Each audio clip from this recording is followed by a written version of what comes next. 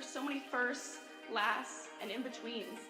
We're certainly not the last class to get a smile and a kiss from Bruiser walking across campus. We are never going to be the last class to begin our college careers by serving our local community and pursuing our passions. Above all else, come hell or high water, we will never be the last class to come to Adrian College and find a motivated and supportive community of students, faculty, and staff, and leave with the skills and tools needed to be inspiring industry leaders and professionals with high hopes and dreams for our bright futures ahead. The people and the experiences that we are most grateful for are the ones that will continue us on this upward path for the rest of our lives. In the spirit of gratitude, thank you to my fellow classmates for being a part of this community with me. Whether we spent most of these moments together or barely crossed paths, you contributed your gifts and talents to continue the legacy of this incredible community. Thank you for prioritizing the preservation of the Adrian College experience and for continually seeking to develop the institution's ability to develop both the knowledge in our heads and the care in our hearts. Thank you to the roommates, friends, teammates, and peers who, although we have only known each other for 4 years, it seems impossible to think about being surrounded by anyone else in the coming weeks. We celebrate each other's accomplishments, became each other's biggest cheerleaders, and never let each other struggle alone. College has been called the most formative years of our lives, but I can say for certain that these last 4 years have included both the most amazing and most difficult moments of my life. One constant, however, is the support of my friends through it all.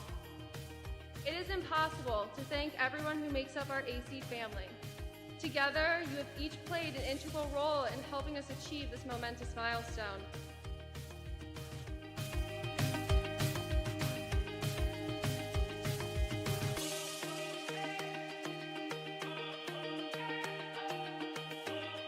And you be proud to be a graduate of Adrian College.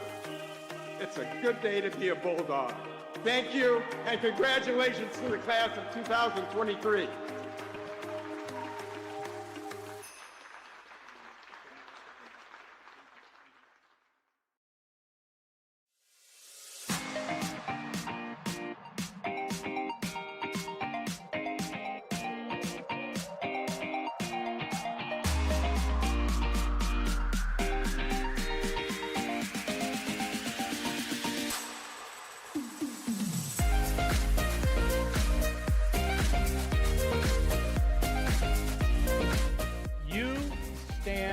Today's students on the threshold of a magical time in your life, a time of significant growth and introspection, self-awareness, challenge, and opportunity. A time when you will always look back at and say, you know what? Those were incredibly special years. Never experienced before I arrived and never replicated after you leave college.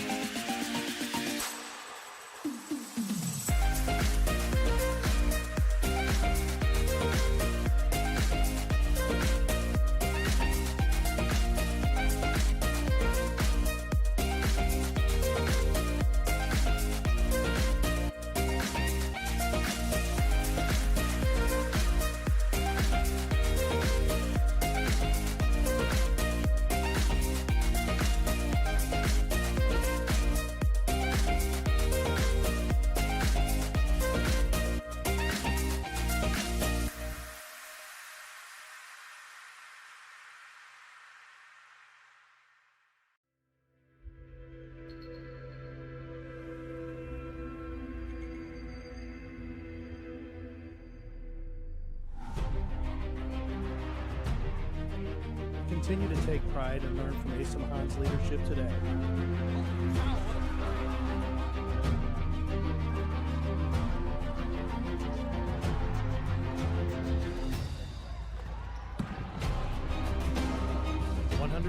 Years of commitment to harnessing the power of creativity, ingenuity, community, and academic excellence. I believe that if you get your degree, the world is going to feel like it's shrinking.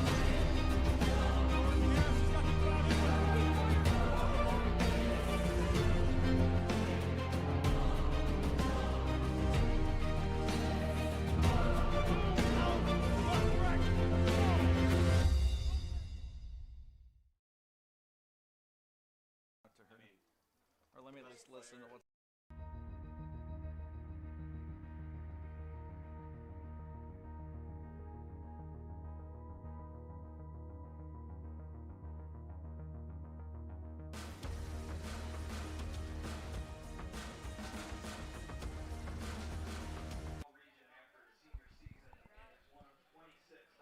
Good afternoon, Bulldog fans, and welcome to Homecoming 2023 here at Docking Family Stadium at Adrian College. My name is Ian Wentz. Calvin Keys joining me alongside Alex Herman, the producer for this afternoon. Laura Witkowski engineering it for us as the Adrian College Bulldogs. Home game number 2, week number 3, going for win number 1 on the 2023 campaign. As we take a look at this Bulldog squad, it's a very young squad at certain positions, quite some experience at others. They're going to have to gel it all together to try to grab win number 1 as they entertain the Bluffton Beavers, who have a high-scoring offense and a very unique defense. We'll talk about that more as the game moves along. We'll welcome Calvin onto the broadcast, and it's pretty simple. I think you have to put all 3 phases of this game together, and it should come out to a Bulldog win. Yeah, absolutely. 3 main facets of football: offense, defense, special teams. And it's super important that all of your personnel are working together as a cohesive unit to work together to get the win. Another thing we haven't seen from this Bulldog team so far is a complete 4 quarters of football where they've been cohesive and they've been on point with their play and strategic. I'd like to see them put all that together today, and I think if they do, they'll come away with a victory. Absolutely. Bluffton coming into this one having lost to Kenyon College and having lost to an MIAA opponent, winning over Kenyon, losing to Albion last week. So they do have some MIAA experience. Bluffton does. Adrian has played them the last number of seasons. They've had recent success, and if you look at this team, Adrian specifically, what are the Bulldogs going to have to do if they're going to want to come out and get a win, as they did against these Beavers last year quite easily? Yeah, I think for the 3rd straight week, Ian, we're having a look at the quarterback position for the Adrian College Bulldogs. It's arguably the most important position in football. Week 1, we were talking about the youngster Brady Raymond. He struggled to get his feet wet at the NCAA Division III level. And then week 2, we saw a much improved version of the freshman quarterback, albeit he came out of the game in the 3rd quarter due to injury, and he's out this weekend. So, again, we're looking at the QB spot, and this time we're going to see Cole Sessler, who's played wide receiver through weeks 1 and 2. The senior is going to be taking snaps out of the shotgun for this Bulldog team. And from talking to a lot of the guys around the squad, he was the guy who was taking reps at the QB position during spring camp. So they have a lot of confidence that he'll be able to step in and generate some offense for this Bulldog unit. Yeah, and like you said, that's a bit of a change. Coach Deere alluded to that in our conversations this week, is we're going to make some changes. And you don't assume it's at the quarterback spot, but it's been musical chairs, right? It's been Brady Raymond to start both games on the early season. We have seen Mark Lopez play some snaps as well. He's shown some ability. But look, at the end of the day, they're college freshmen. They're 17, 18, some are 19 years old coming in here. You're playing against guys that have been in a program 3 or 4 years. Not only your opponents, but your teammates. That's a lot of expectation to put on a young quarterback. And we're going to see if that move going to Sessler at quarterback will pay off for Coach Deere, because this offense needs to start feeling good about themselves for a complete game. Yeah, it'll be interesting because you look at a guy in Sessler who's really a leader for this team, a veteran, but he doesn't have as much experience at the quarterback position. So we'll see how that comes into play. One thing that I'm excited to watch yet again, Ian, is this Bulldog defense. That was really, really incredible week 1. I think they took some steps backward in week 2. They were really having to deal with a physical running back in Tyshawn Freeman, who is a tough guy to bring down. But I think if they can get back to basics and what has been their bread and butter so far in this season, you look at the likes of Wadis Ashman, Shea LaRue, Randall Broom. Those are some of the best players in the MIAA conference at their respective positions. So I'm excited to see what they can do to try and slow this Beavers offense. Absolutely. And in the pregame festivities, we're going to get a bunch of these all day. And they've had some last night with the Hall of Fame induction ceremony here at Adrian College. But recognizing those Athletics Hall of Fame inductees, very well deserving of their accolades and recognition from Adrian College. But one I want to point out that was a big part of my broadcasting career actually at Adrian College is Michael Duffy, the former athletic director, the longtime athletic director here at Adrian, has really built this athletic department into one that is supporting 50-plus sports at campus. And I'm sure if you ask him how you got to this point, you'd be sitting there for 3 or 4 hours. Just his work in his department and the administration really making this campus what it is today. But personally, I'd like to thank Mr. Duffy for giving a very young man, a college student at the time, an opportunity to broadcast these games on a collegiate and now a professional level. So I'd like to personally thank Mike Duffy for what he's done for me on the broadcast side of things. It took a lot. It took a lot of blind faith maybe to have a student go on the broadcast. I know they want this thing to look and sound as professional as they can, and I hope I've lived up to what Mr. Duffy envisioned all those years ago when I started. So just wanted to take a chance to thank Michael Duffy as he is honored into that Athletics Hall of Fame. We're going to take a break for 60 seconds. Bulldogs and Beavers Homecoming 2023. We'll be right back with more pregame show after this 60-second timeout. You're listening to Bulldog Football on the Adrian College Sports Network. The Adrian College Media Production House provides opportunities for students to learn and grow live on the airwaves, just like Matt Kibbe. I've gotten a chance to create a relationship with coaches and teams and learn more from people instead of trying to teach myself something. Got an opportunity to expand my knowledge of sports, hone in on my skills as a broadcaster, learn about equipment in different ways. You get more of a connection with professors as well. Providing opportunities, growing leadership. The Adrian College Media Production House. Thanks for tuning in. Frantic. The Adrian College Media Production House provides opportunities for students to learn and grow live on the airwaves, just like Matt Kibbe. I've gotten a chance to create a relationship with coaches and teams and learn more from people instead of trying to teach myself something. Got an opportunity to expand my knowledge of sports, hone in on my skills as a broadcaster, learn about equipment in different ways. You get more of a connection with professors as well. Providing opportunities, growing leadership. The Adrian College Media Production House. Thanks for tuning in.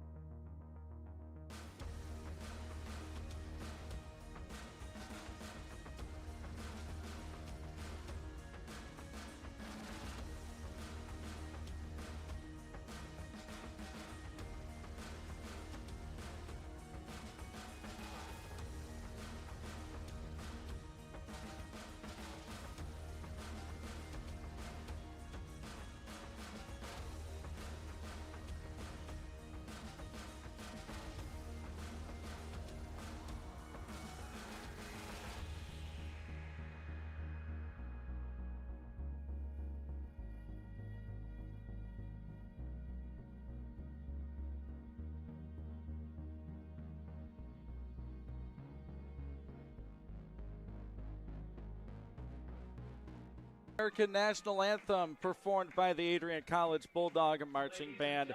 Good afternoon, everybody. Ian Wentz, Calvin Keys, Alex Herman, he's here as well. You're probably not going to hear from him, but that's okay.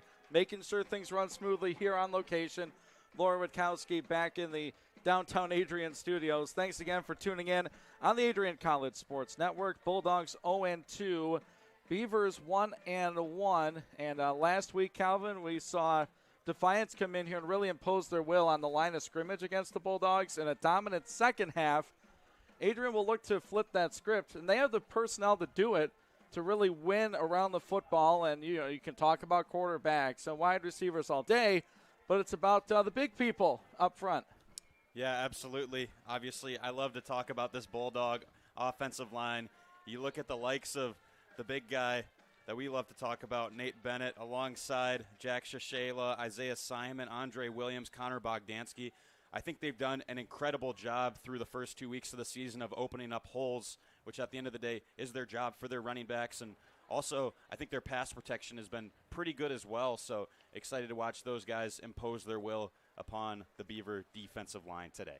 All right, so as we look at these Adrian Bulldogs, we'll stick with the offense first. And as we mentioned earlier, a bit of a switch up. We're going to have Cole Sesslar running things at the quarterback spot. He's a senior, 6'3", 205, so kind of built like a smaller quarterback. You like the size and the 205. That'll work from the QB spot. We'll see how much he's actually going to throw the football because, when in talking with their Bulldog head coach Jim Deere, he talked about the kind of defense the Beavers run. It's going to look unique. If there are Michigan fans out there watching or listening, Texas Christian University in the playoff game ran a 3-3-5 defense.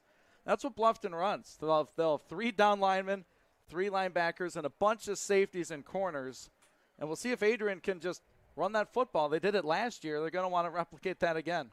Yeah, absolutely. And you've got 2 great guys who are able to tote the rock for this Bulldog offense. You look at the likes of Sal Paterno, who's been the guy they've heavily relied on through 2 weeks of the football season. He's always good for 3 or 4 yards after contact, a very physical back. He's joined by Anthony Greer. We didn't see Greer last week because he was battling a hamstring injury, so we'll see if we can get number 25 back, his counterpart. I think it's really crucial that we have both members of those tandem working together to carry the load, especially as a running back when you can tend to get exhausted when you have to carry the vast majority of the load. We'll finish the offensive conversation at the wide receiver position, and with Sesslar running quarterback, it's going to rely more on guys like Ben Kolaski. And, man, he had a great first half last week, 4 catches, 80 yards. 2 of those catches were touchdowns. So we'll see if Sesslar can keep that same connection going. But he was a standout last week. Yeah, Kolaski really was good. Can't say enough good things about number 10's performance a week ago. As you said, had those 2 touchdown catches. I think he's going to look to continue that strong play into today, obviously. One guy I'd love to see more of is Keontae Townsend. We saw here and there a little bit of him getting targeted, but I'd love to see him get involved more for this offense because when he's at his best, he's a real, I think, playmaker and a guy that can really help out this team significantly. And we flip around and look at this Adrian College defense. I really think it starts and stops with big number 5, Shea LaRue. He is a force. I personally was happy to see him come back and decide to stick it out here with this Bulldog team. 6'4", 260 pounds. He is a force. Now, coming off an injury last year that sidelined him the better half of the last part of the season, but when he's healthy, Shea is fantastic. Yeah, absolutely. And although the Bulldogs lost the game last weekend, you could argue that Shea LaRue won on the day because he proposed to his girlfriend, and she said yes. So great news for him. And I think both on and off the field, this guy's really the leader of this entire team. I know this last week in practice, he was really pushing the guys. Falling back 0-2 is not the way he wanted his senior season to start. So he's really been urging this team, pushing them forward so that hopefully they can turn this season around and have some success. A standout statistical player last week was Riker Bidwell, the sophomore linebacker. 17 total tackles, good for second all-time in this program's history. Yeah, Riker Bidwell has been phenomenal. Really a breakout performance, and 17 tackles, that's just an incredible number. It's hard to even fathom having that many tackles across a 4-quarter football game. And then you consider the fact that it's not just the sophomore Bidwell. He's also joined by Wadis Ashman there at the linebacker position. So for opposing offenses, I think they tremble in fear when they think about the thought of running the football towards those two. Yeah, when you look at this Bulldog secondary now, we're looking at some corners and safeties that can really hit you. As you notice on the Adrian defensive two deep, another change. This one on the defense, Wadis Ashman, the junior, has been moved from linebacker out to safety. Yeah, interesting move. That's a great observation. You know, Ashman is a little bit of a smaller, more agile guy. He's able to hold his own at the linebacker position. As you've got someone parasailing now down onto the football field. The game ball being flown in. Dropped in by the parachute. That's pretty impressive. That's the smoothest landing I've seen here in years. Normally they're not flying, they're falling in at a high rate of speed. But that was a beautiful landing. I think there's going to be a second one if I'm not mistaken. But back to the Adrian defense. Look at Wadis Ashman. He's a guy that stands out on film. And Coach Deere and the defensive staff must have seen something with him that says, hey, this guy can not only run up and stop the run, but he can drop back and make a pass and make a play on a pass and maybe get a big hit. For me, watching Ashman, he seems like a real student of the game, where he's studying coverages. He's a leader back there. And maybe Coach Deere was thinking about wanting to clean things up with his secondary. And in that aspect, Ashman's really good at not just performing well himself, but helping those around him to succeed. And as I was talking about before I was interrupted by the parasailer coming down, he's a smaller guy. He can hold his own and play physical, but he's also very agile. So I think he'll be well suited to that safety position. Yes, the second parasailer heading up over Docking Family Stadium, making a turn at the north end zone. One thing that's interesting as we think about Ashman back at that safety position, we're not seeing Donovan McCary on our roster this afternoon, so that's going to be a big missing piece for this Bulldog defense with the impact he's had in the past couple of games. Absolutely. Second one touches down with little issue.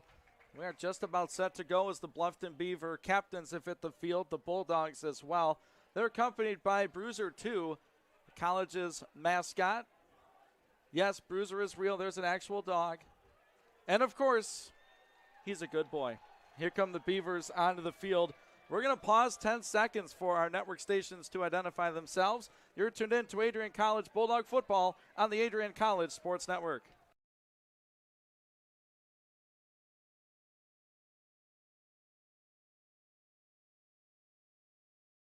That one.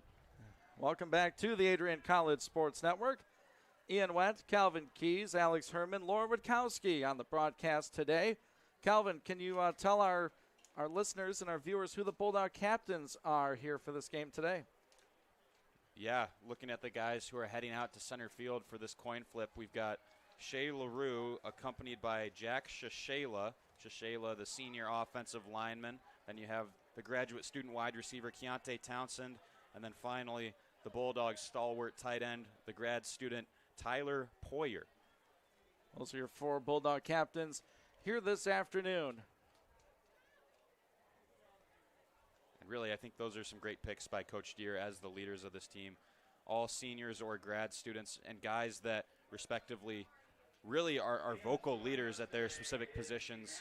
Really, like we were talking about with Wadis Ashman, really leading the guys around them, inspiring them to success. It really takes a team, and these guys really understand that and have an unselfish team-first mentality.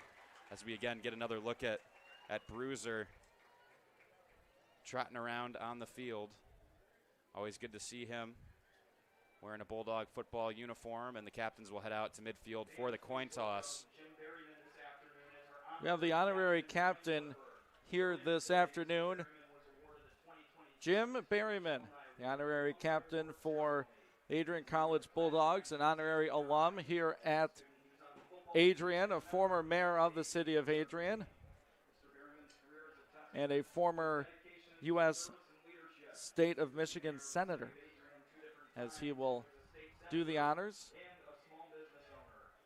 As we look at the captains for the Bluffton Beavers at midfield, they've got the left tackle, Marcus Finley, wide receiver, Ethan Behringer, and quarterback, Darnell Thomas. Or perhaps that could be the middle linebacker, Nick Perry. I believe it's Perry. And then tough to tell who that final guy is out there, but some other guys that the Beavers are going to be relying on heavily this afternoon. Yes, they will. Many hats that Jim Berryman wears. As I said, a former mayor of Adrian. very much affiliated with Adrian College, as he will flip the coin. Judging by the head turns and the nods, the Beavers won the toss. Perryman was the member of the Michigan Senate, where he represented the 11th District from 1991 to 1994. Then the 17th District from 95 till 98. Couple stints as mayor of Adrian. He'll keep that ceremonial game ball. The Beavers will get the football first. Adrian will kick things off from left to right. And here come your 2023 Adrian College Bulldogs here at homecoming.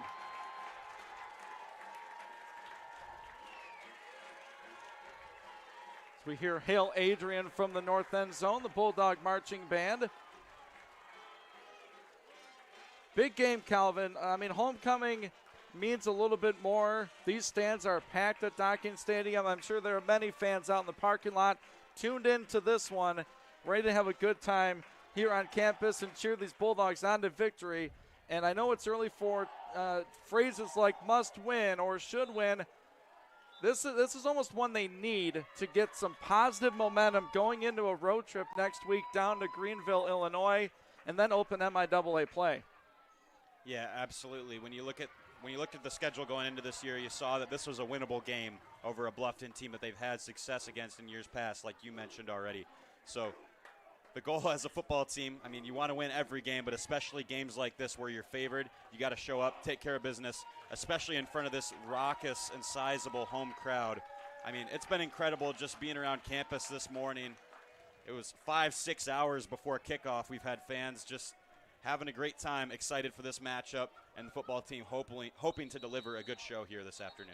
Sort of an overcast, cloudy day, but dark by no means here at Docking Family Stadium. We're at 71 degrees in downtown Adrian. Just a slight chance of rain later on today. But for these home fans that have been to games in the late afternoon before, they know that sun can be a killer. That's not going to be a factor today for the Bulldog fans here in attendance. I'd say if the rain holds off, this is the perfect weather for football. Not too hot, not too cold, and not too much wind either, so it should be favorable playing conditions. Back deep for Bluffton will be C.J. Thompson, number 3, and number 11, Todrick Downer. 15 will kick off for AC. It's Alec Milley, the sophomore kicker. Ball on the tee at the 35-yard line.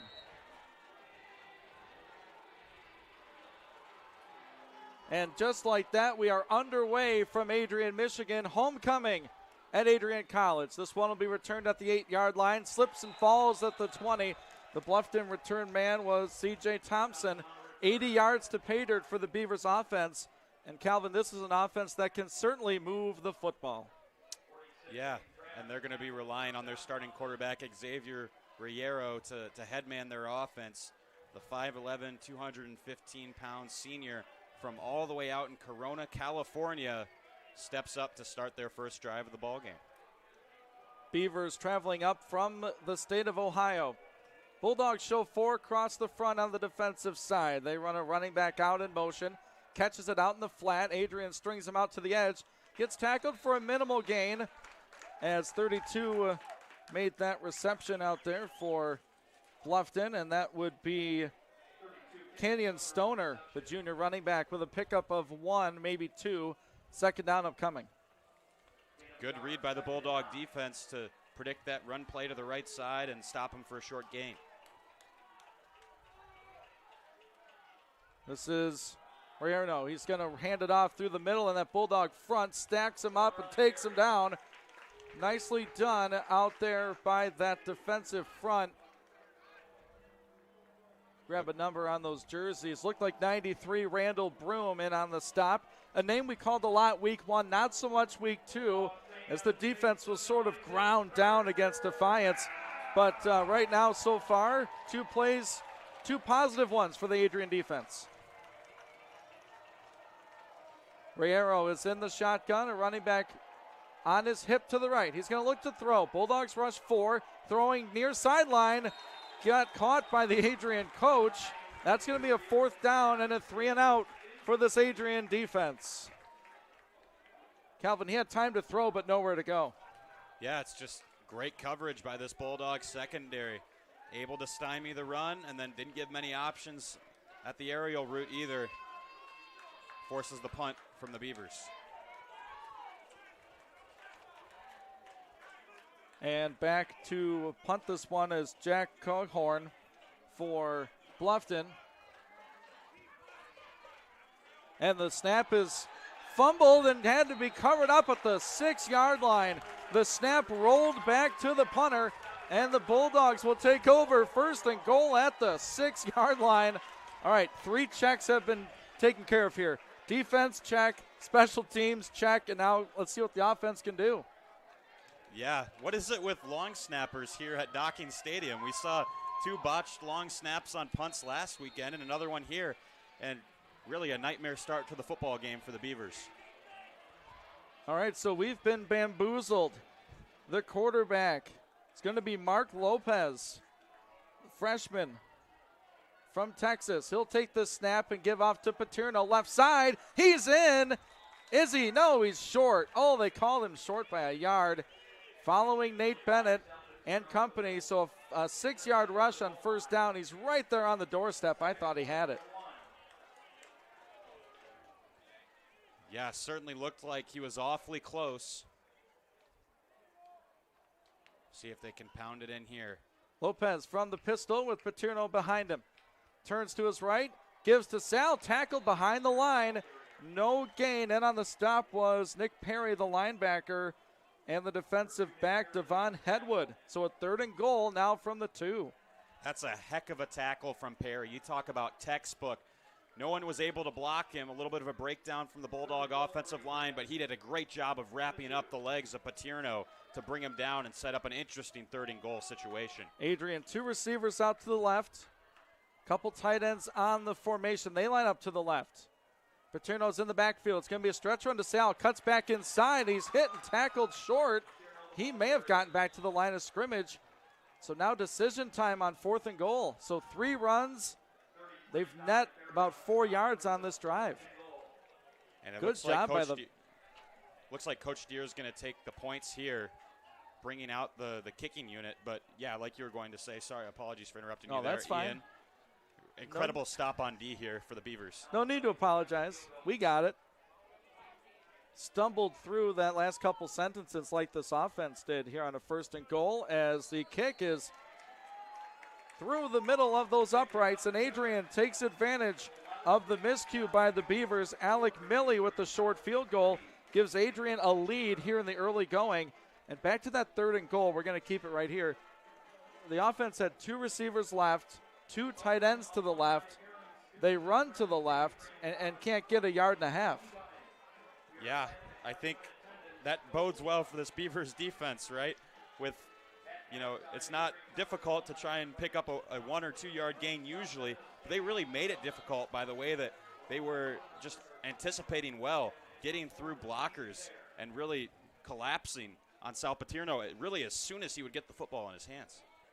That's right. So they go with the quarterback, the freshman Mark Lopez, on that opening drive. Adrian gets 3 points out of it. Millie will put the ball on the tee for the kickoff here with 11:57 left in our opening quarter. Bulldogs over the Beavers 3-0. And those 2 return men are still back deep for Bluffton, C.J. Thompson and Todrick Downer. Thompson took the last kickoff. We'll see where Millie puts this one here. A slight breeze to his back, not too much. He booms this one deep. Return man will catch it at the 5 and go up from there. Gets the 10, 15, hit, gets through a tackle, and now Adrian wraps him up on the near sideline as he crosses the 20, and Thompson takes it to the 23 for Bluffton's 2nd possession. Yeah, C.J. Thompson, good resilience there to stay on his feet. Coaches love to see that. Got just the extra couple of yards because he fought, wasn't willing to go down easily, took the extra hit to help his team out and give him a little bit better field position. 18 yards on the return. 2nd possession for Bluffton. They went 3 and out on their 1st possession. Adrian's defense looking to repeat. 4 down linemen across the front for the black and gold. Quarterback gives, and it's a run stuffed by that Bulldog front. Tackled for a loss that time. by Adrian's number 40, making that play. That's Cameron Dean, the defensive lineman. Yeah, Dean able to tackle Todd King for a loss there. That's our first look at King this afternoon, and both defenses putting on a strong start to this football game. Call it a loss of 3, 2nd and 13. Quarterback looks, throws off the hand of the receiver and incomplete. And going forward, that was number 3, C.J. Thompson. The Bulldog hit along the sideline, made sure that ball was not completed. Yeah, and that's a great read by Gage Ganop there, who came across while the ball was in the air. Probably would have been brought down by the Bluffton receiver if not for that hit coming in from Ganop to break up the play. All right, Bulldogs looking to get out the field here. 11-18 left in our first quarter. Beavers looking at a 3rd and long from their own 20. 4 receivers go into a pattern. Now the running back makes 5. Bulldogs rush 4, pass, caught, far side. Good for about 5, but not enough for a Bluffton first down. The reception for Todd King, and the Beavers will punt once again. So 3 plays per drive, and we'll see the second Beaver punt early in this contest. Yeah, again, what we're seeing is a great job by the Bulldogs secondary, forcing Riero to go to his check down man King there for a minimal gain. We'll see the punt team come out again, and hopefully they'll be able to get a clean snap off, as Kale Rose's first snap was a little bit low. Looks like they'll call timeout. The Bulldogs will, that is. Adrian had personnel troubles on this 4th down play. We'll step aside. We'll take a 30-second break. Bulldogs in front, 3-0 here with 10:42 left in our first quarter. You're tuned in to the Adrian College Sports Network. If there was one word I was going to use to describe the communication arts program at Adrian College, it would be unique. Students find themselves on the radio, in front of and behind the camera, and directing their own programs. Students learn in a personalized environment that sets them up for a world of opportunities. Are you ready for your moment in the limelight? Learn more about the Rush Communications Center and Adrian College's communications program by visiting adrian.edu today. Early first quarter here at Docking Family Stadium. Ian Wendt, Calvin Keys with you on Homecoming 2023. Adrian out in front 3-0, and they call a timeout as they are set to return this punt. And Bluffton needed to go back to the drawing board because their first punt, the snap skidded back to their punter, Jack Coghorn, the freshman. We'll see what they can pull off here. This one's a much better snap. The lefty puts shoe to leather and sends it high into the sky. Fair caught by the Adrian return man, and that is number 16 with that one. We don't have a number 16 on our roster, No. Ian. I was looking for him. Got a We'll mystery figure it man out. returning the ball there. We'll see if we can get some clarification on that one. You get that a lot in college football. Number changes. This guy wears number 5 on the road, but number 37 at home. Certainly understandable. Bulldogs with possession here, their second one of this half. Couple tight ends out in motion to the right side. Freshman Lopez throws a screen by Kolaski, caught. No blocking on the edge as Ben gets dropped for no gain on a first down pass completed by the young freshman. It's really puzzling because it was an interesting play call. We saw the motion of both tight ends, both Brumley and Poyer coming over there, and clearly the play design was for them to get out in front of Kolaski, but they weren't able to find their block, and as a result, Kolaski's just swallowed up with a loss of a yard. Second down and long. It's going to be handoff to Paterno. He has no blocking. He runs into a host of Beavers after a 1-yard carry. So just like that, it's a 3rd and 11. And Calvin, we're looking at 2 defenses that are playing some very good football here early. Yeah, not giving up hardly anything. Credit this Bluffton defensive front. Really liked what we've seen from big number 95, their nose tackle Malik Eccles, jamming up the run for this Bulldog team. All right, we'll see if Lopez goes to the air. He will. The freshman, Mark Lopez, rolls out to the right, feels pressure, throws across his body into traffic, and it's caught on a deflection. What a grab by the Bulldog receiver, Hunter Bonza, the junior. Like a volleyball player, bump set and a catch for a Bulldog first down. Bonza's first catch of the season. Couldn't have come at a better time. That might be his first career catch. I don't remember calling his name, but certainly in there to make plays like that. Bulldogs looking at a 1st and 10 now at the Bluffton 39 off an incredible tipped catch. Lopez is going to give off to the running back. Greer, no, it's a new running back in the game. He's all the way down to the 20 to the 15, and that's 28 with the rush. That is Tajay Moore. We saw a little bit of him last week. Might be seeing a lot more after runs like that. Yeah, TJ Moore, it wasn't because the Bulldogs were able to get a lot of blocking. It was more Moore's awareness to bounce outside to green grass deep on the right side of the field. Bulldogs driving here. Up 3-0 here, 8:45 to go in this first half. Moore tries to bounce this one, no such luck as the Bluffton defense holds strong. 23 in on the action. That is Jaden McBreen, the freshman defensive back. Again, just been impressed by the open field tackling of this Beaver team so far. McBreen comes through again, just textbook. Don't have to blow the guy up, just have to wrap him up, bring him to the ground. Sets up a 2nd and 12. Bulldogs scrimmage from the 17. A couple tight ends in motion. Lopez going to fake a run, roll out to his right. Looking. Lopez tucks it in and gets thrown out of bounds on the near sideline. The solid tackle out there for Nick Perry. And there's a flag on the play on the far side of the field. And it looks like this one could be coming back if the Beavers accept this penalty. Yeah, we'll get another look here. I really like this from the youngster, Mark Lopez. As we get another look.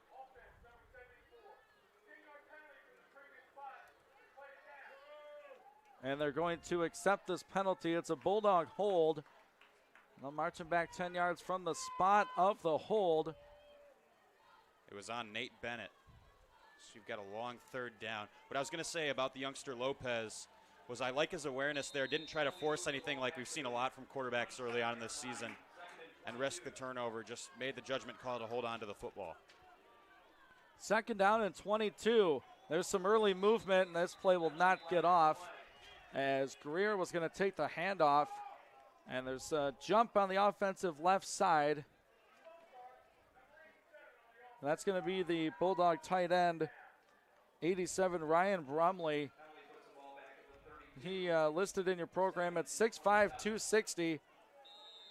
And there is no question that that is an accurate number. That is a large human being in that Bulldog tight end spot. Guilty of the false start. Now it's a 2nd and 27 from the Bluffton 32. Greer is now in the backfield with Lopez. It's going to be a fake run. Lopez throws a screen out. Poyer caught it with one hand. Look at Tyler go on the far sideline. Gets about 10, 12 yards on the rush. Lopez took a shot as he threw it. Nice focus. A one-hander hauled it in and gained some yardage. Yeah, great snag by Poyer and an incredible job by number 85 to just turn upfield and run downhill for some yardage. Still a long ways to go, though, because of the 15 yards and penalty flags that the Bulldogs have suffered on this set of downs. Not sure the range of their kicker, Alec Milley. You'd like to get at least 10 here to give yourself a shot. Bulldogs with 3 receivers out. Running back stays into block. Lopez scrambling out to his right. Mark gets tripped, and he throws it late at the 30-yard line. And are they going to say he was down by contact or incomplete? And the officials will discuss this here. Bulldogs hoping for an incomplete pass. But the fear is that this could be grounding as the ball did not get back to the line of scrimmage. Yeah, the pass protection hasn't exactly been ideal for the Bulldogs so far in this game. Lopez has been running for his life here on a couple of consecutive downs. And just the tiniest piece. It looked like he got it before his knee hit.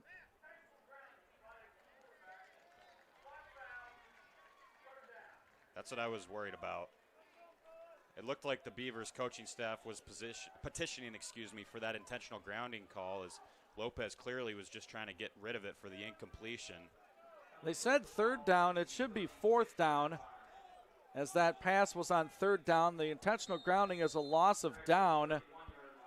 So they're going to put the ball to 31, the spot of the foul. So they do say Lopez did not get sacked, but instead he did get the pass off.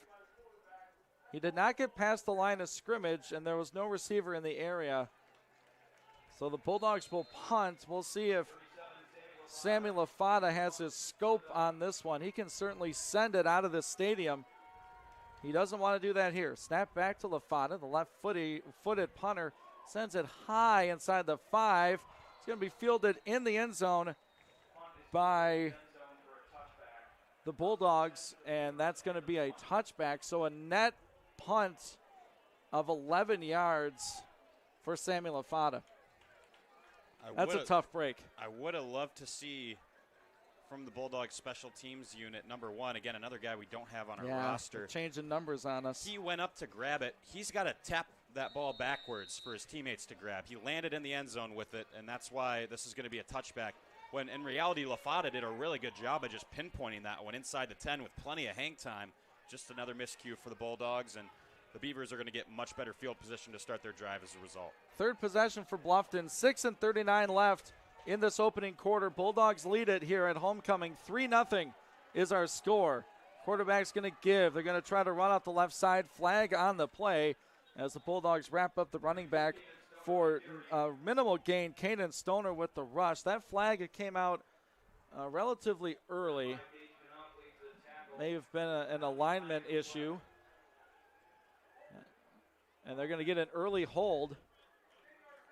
And that's going to back up the Beavers 10 yards. All right, Calvin, the million-dollar question, is this good defense or struggling offense? No one's, aside from like 1 or 2 plays, no one's been able to really do anything. I think it's a little bit of both, but on these last 2 series for the Bulldogs and now for the Beavers, I think it's been more offensive struggles. Whereas on the first pair of possessions, it was more the defense playing good football. Beavers quarterback will take, look to throw into traffic, tipped at the line. I think Shea LaRue got a hand on it. Bidwell in on there as well as the linebacker came on a blitz, incomplete. They're going to mark it second down and 20. What Bidwell is able to do from the linebacker position as a sophomore is pretty incredible. I mean, he's leaving his mark on virtually every down and making a big play almost every single time he's out there. It's pretty incredible. 17 total tackles last week. This is going to be another run. There's some room over that right side. Good for about 7 yards. Again, it's Bidwell on the tackle there. Yeah, Kanan Stoner with another rush for this Bluffton offense. It's quickly third down inside of 6 minutes left in our opening quarter. Bulldogs leading here by a field goal, 3-0. It's another chance to get off this field if you're the Bulldog defense. The receiver comes in motion left to right to get the snap. Bulldogs bring pressure. They set up a screen to the far side. What a tackle in the open field by the Bulldog linebacker. Stoner made the catch, and it looked like he had some room. That was Gage Ganop. Was it Gage Ganop? I I couldn't grab his number from that far away. Credit to Calvin for seeing it, and credit to Ganop for making a first down saving tackle. Get another look here as it was Riero, again, just tossing it off short to Stoner. But it looked like he had open room, but quickly Gage Ganop able to close him down and set up another punt here for the Beavers. Nice job to not grab the face mask or horse collar on that one. Solid tackle. Here's a snap. It's low. Bulldogs get to it. They blow up the play. It's picked up at the 5. Touchdown! Bulldogs! A special teams touchdown. A scoop and score for Brett Allen. And Adrian's first touchdown comes on a punt return. Of course, special teams would score the first touchdown. And I'll tell you what, this is an instance where I think the punter, Jack Cawhorn, has to fall on that football. He was bobbling it, couldn't get control, a huge hit laid. And that man, Brett Allen, gets the Bulldogs on the board with the scoop and score. How about that for the freshman on homecoming? Block punt, scoop and score. Wadis Ashman holds the kick for Alec Milley, and the Bulldogs with a 10-0 lead. A blocked punt return for a touchdown. It's Adrian 10, Bluffton nothing. We'll be back in 30 on the Adrian College Sports Network.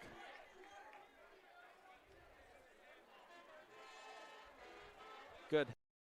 The Adrian College College Media Production House provides opportunities for students to learn and grow live on the airwaves, just like Matt Kibbe. I've gotten a chance to create a relationship with coaches and teams and learn more from people instead of trying to teach myself something. Got an opportunity to expand my knowledge of sports, hone in on my skills as a broadcaster, learn about equipment in different ways. You get more of a connection with professors as well. Providing opportunities, growing leadership. The Adrian College Media Production House. Thanks for tuning in. Welcome back on the Adrian College Sports Network. My name is Ian Wendt. Calvin Keys alongside. It's a Bulldog blocked punt returned for a touchdown by Brett Allen, and Adrian up 10-0 here on homecoming. 5:07 to go in this broadcast. If you are watching this broadcast on the ACTV, the Adrian Bulldog Sports Network, ACTV, they're using a separate video feed this afternoon, so there may be some discrepancies there. Here's a short kick, returnable by the Beavers down their sideline, and he goes out of bounds at about the 40, but there was some room to roam out there for Eddie King. So just a heads up if you are watching today's broadcast. Might be a little discrepancy in what we're saying and what you're seeing. If you're tuned in on the radio, there should be no issue. So some great field position for Bluffton, Calvin. And they've had 3 punts and 3 not great results. The first one gave Adrian a 1st and goal at the 7. And that third one blocked for a touchdown. So if you're the offense, you don't want to see your punt unit if you can help it. Yeah, certainly. And I think we're going to have to look to Riero, the quarterback, to air things out here to start this drive. And this will actually be a run and a big hit. You heard that all the way over here. On the rush was Todd King. Big time hit. I'm going to guess that's Wadis Ashman. I think it was Bidwell. Was it Bidwell? I think it was Bidwell. That one resonated throughout Lenawee County. I mean, I heard a couple oohs on this sideline. They gave credit to Randall Broom for that tackle. But it's a gain of 5, 2nd and 4 from the Bluffton 45. Riero looking. The senior quarterback has 4 receivers out, 2 to a side, running back to his side.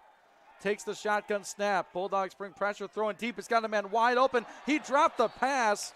He was open at the Adrian 30 and just could not corral that as number 18, Jalen Williams-Bay.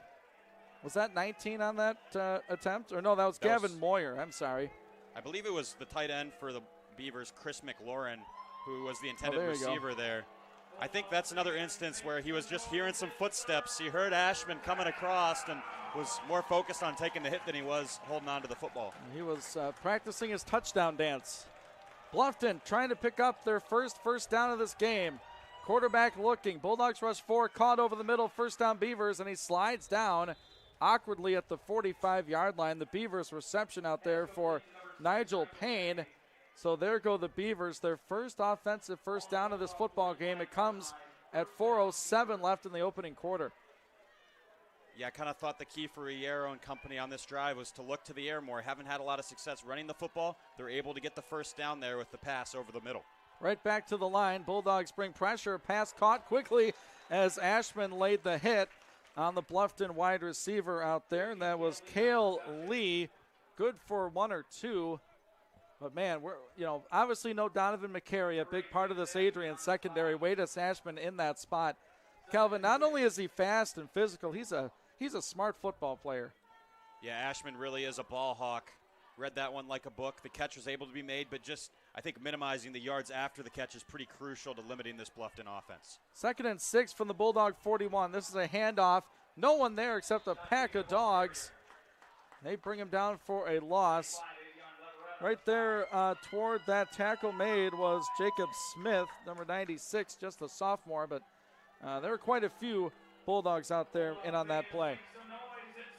All right, Bluffton converted their other 3rd down. Let's see what they do here. Bulldogs trying to get off the field. 3 receivers left, 1 right. Bulldogs leading here 10-0 at home on homecoming. Riero looks to his sideline for the call. 2:45 left in the opening quarter. Quarterback looks right all the way, throws there high, caught. Able to hold on through the contact was number 6 on the catch. That's Nigel Payne. He took a shot at the end of the play Good concentration, a Beaver first down. That's a heck of a catch by Payne. He really got up for that one and able to keep his feet in bounds to boot. Impressive play to keep Bluffton's drive alive. They're moving here. 1st and 10 at the Bulldog 33. Adrian shows pressure. Quarterback throws. Caught. Tackled right away. The Adrian defensive back, Sean Tolbert, with the stop after the catch was made by Chris McLaurin. So they're getting some medium plays here, some chunk plays, 4 or 5 yards. Bluffton really unable to spread the field deep. Yeah, it's really been consistency, right? You don't always have to go for that long bomb pass, just slow and steady. Quarterback fakes a screen left, or right rather, hands it off left, and Adrian sniffs it out after a short gain. Payne got the carry. Tolbert and company, and Pipkins out there as well. Another Bulldog in on the play, but now it's a 3rd down and very short. Ball at the Adrian 24. They need about the 23. Rayero's under center. They're going to snap it, but whistle stops play as the Beavers called a timeout. So Bluffton takes their first timeout. Both teams have 2 remaining. It's an Adrian College lead, 10-0. Beavers from the 24 have a 3rd and 1 with 1:33 left in the first quarter. We'll get to that play after this 30-second break right here on the Adrian College Sports Network. The Adrian College Media Production House provides opportunities for students to learn and grow live on the airwaves, just like Matt Kibbe. I've gotten a chance to create a relationship with coaches and teams and learn more from people instead of trying to teach myself something. Got an opportunity to expand my knowledge of sports, hone in on my skills as a broadcaster, learn about equipment in different ways. You get more of a connection with professors as well. Providing opportunities, growing leadership. The Adrian College Media Production House. Thanks for tuning in. We welcome you back on the Adrian College Sports Network. The Bluffton Beavers timeout on a 3rd and 1 from the Adrian 24. The furthest they've been able to penetrate the Adrian defense here this afternoon. Bulldogs up 10-0 on a field goal and a blocked punt return for a touchdown. We'll see what the Beavers have drawn up on a 3rd and 1. We saw from Rayero before the timeout was called, they tried to just go short, but now he's lining up in the shotgun, so maybe we'll have a different look here for the 3rd down attempt. Tight end tight to the line. Rayero's going to throw it, looking right side, tipped and picked. The Adrian interception at the 20. Sean Tolbert has another one. That was a tip at the line of scrimmage, a tip and a pick. How about this Bulldog defense in this first quarter? Huge play made by Tolbert to stop this Bulldog drive. Let's see who got a piece of it here. Looks like it was Shea LaRue who got a right hand to it. And from there, it was really just an easy catch for Tolbert to make. Came right to him. And this Bulldog defense comes through again in the clutch. Tipped by the fingertip of Shea LaRue into the arms of Sean Tolbert. It's a Bulldog 1st and 10. They go from their own 20. No room for Paterno up the gut. And Calvin, if you're the Bluffton coaching staff, you call a timeout, and then you back up your quarterback in the shotgun and throw the ball on 3rd and 1. Certainly now they're going to question it. And now they regret it. Yeah, I think they've had so much success throwing the football on this drive. They were going to go back to the well, and that time LaRue able to break it up. Lopez on a 2nd and 9. Feels pressure late, throwing down the middle for Koloski. He's got him, caught at the 42. Ben Koloski down to the 30, inside the 30. That's a big gainer from freshman to junior, and a big gainer and a Bulldog 1st and 10. I've said from the start of this season, I've really liked the way that this youngster, Mark Lopez, can sling the football. And we see it here. Finally gets some good pass protection. He'll look deep, and all reliable Ben Koloski with another huge play for the Bulldogs. Able to split the safeties right down the middle. Lopez hung in there and found him. 1st and 10, Adrian from the Bluffton 25. Screen pass to Koloski, looking for a block at the 20. He's dropped at the 21 as a sure tackle made by Deshaun McGee Jr., the junior defensive back. A massive reception by Koloski one play ago. Yeah, just reflecting on that catch made by Koloski. He just burnt the corner and the safety just with pure speed, getting the money makers going, got behind him, and from there Lopez put it on the money. 2nd and 5, and that's where we'll start the second quarter as the Adrian offense is humming, but this defense is dominating. 1 quarter in the books, a field goal and a blocked punt for a touchdown. That's the scoring we have 1 quarter through this football game. It's homecoming at Adrian College. The Bulldogs over Bluffton, 10-0. We'll be back in 30 on the Adrian College Sports Network. If there was one word I was going to use to describe the communication arts program at Adrian College, it would be unique. Students find themselves on the radio, in front of and behind the camera, and directing their own programs. Students learn in a personalized environment that sets them up for a world of opportunities. Are you ready for your moment in the limelight? Learn more about the Rush Communications Center and Adrian College's communications program by visiting adrian.edu today.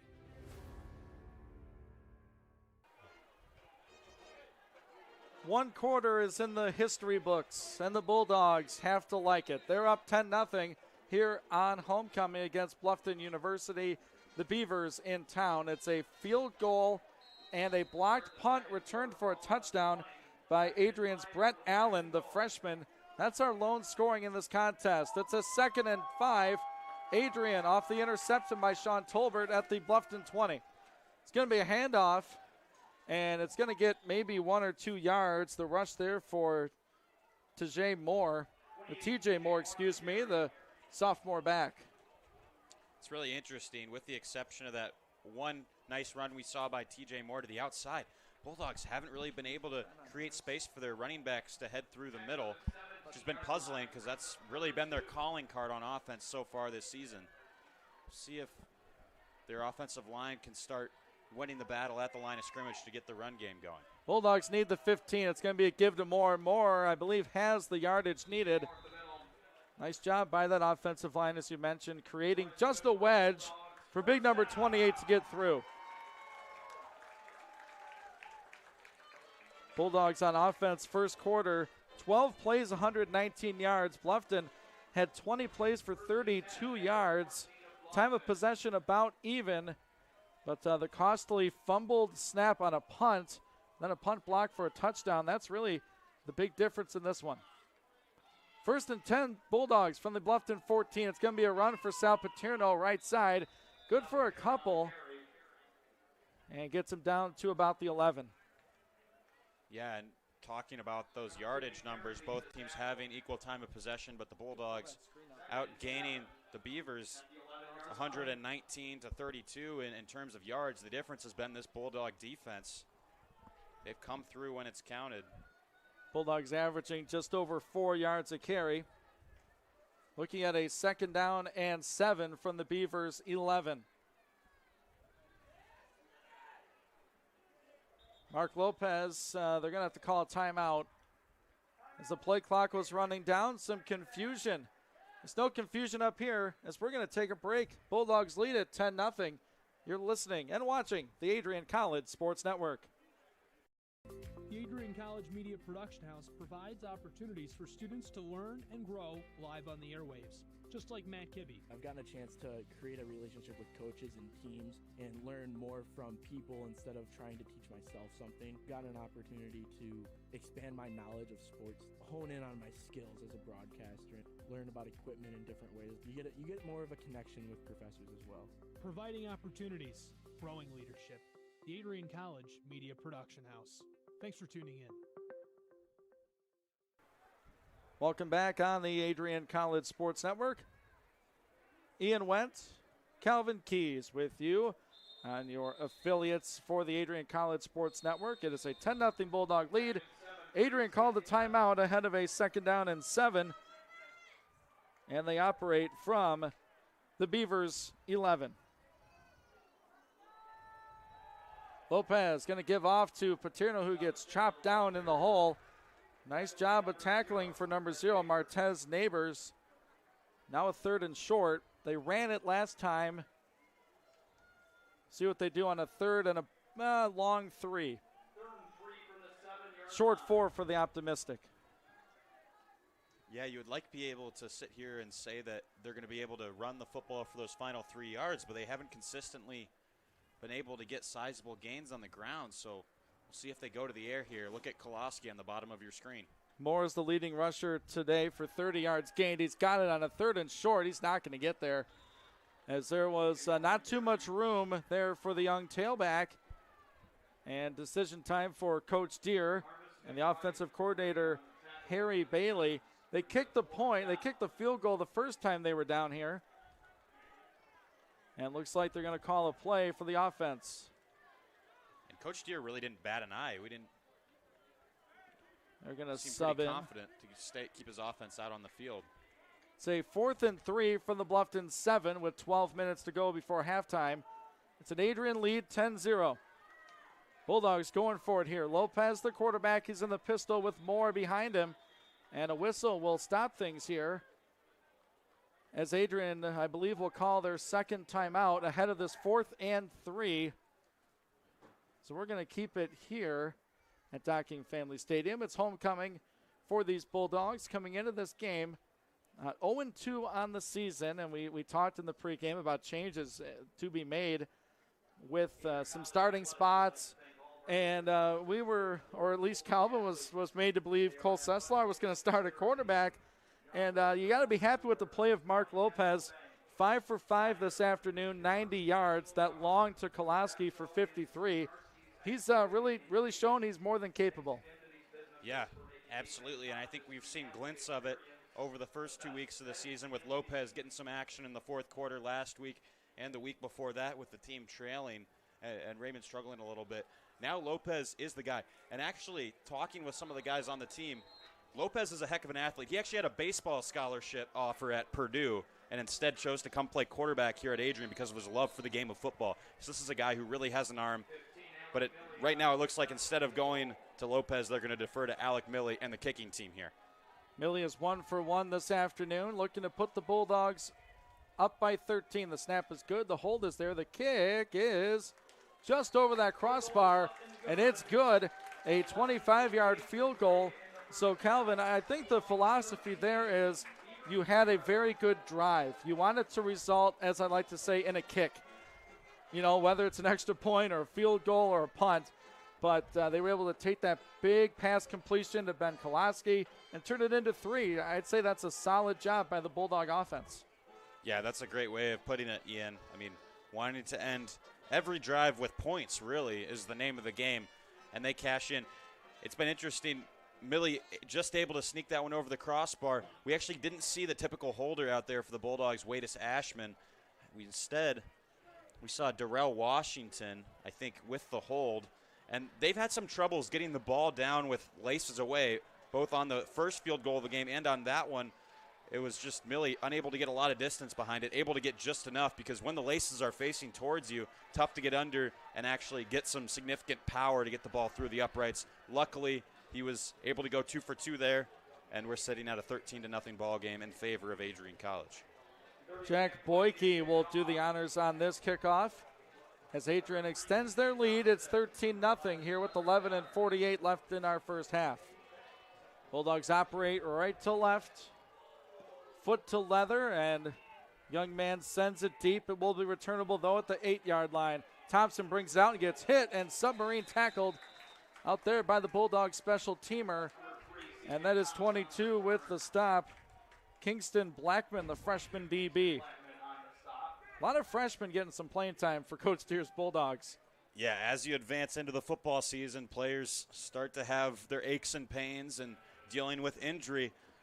That's when it's a next man up mentality, and we've seen that from a couple guys, Mark Lopez, the quarterback included, who are just making the most of their opportunity, stepping into their role, and succeeding so far in this first half.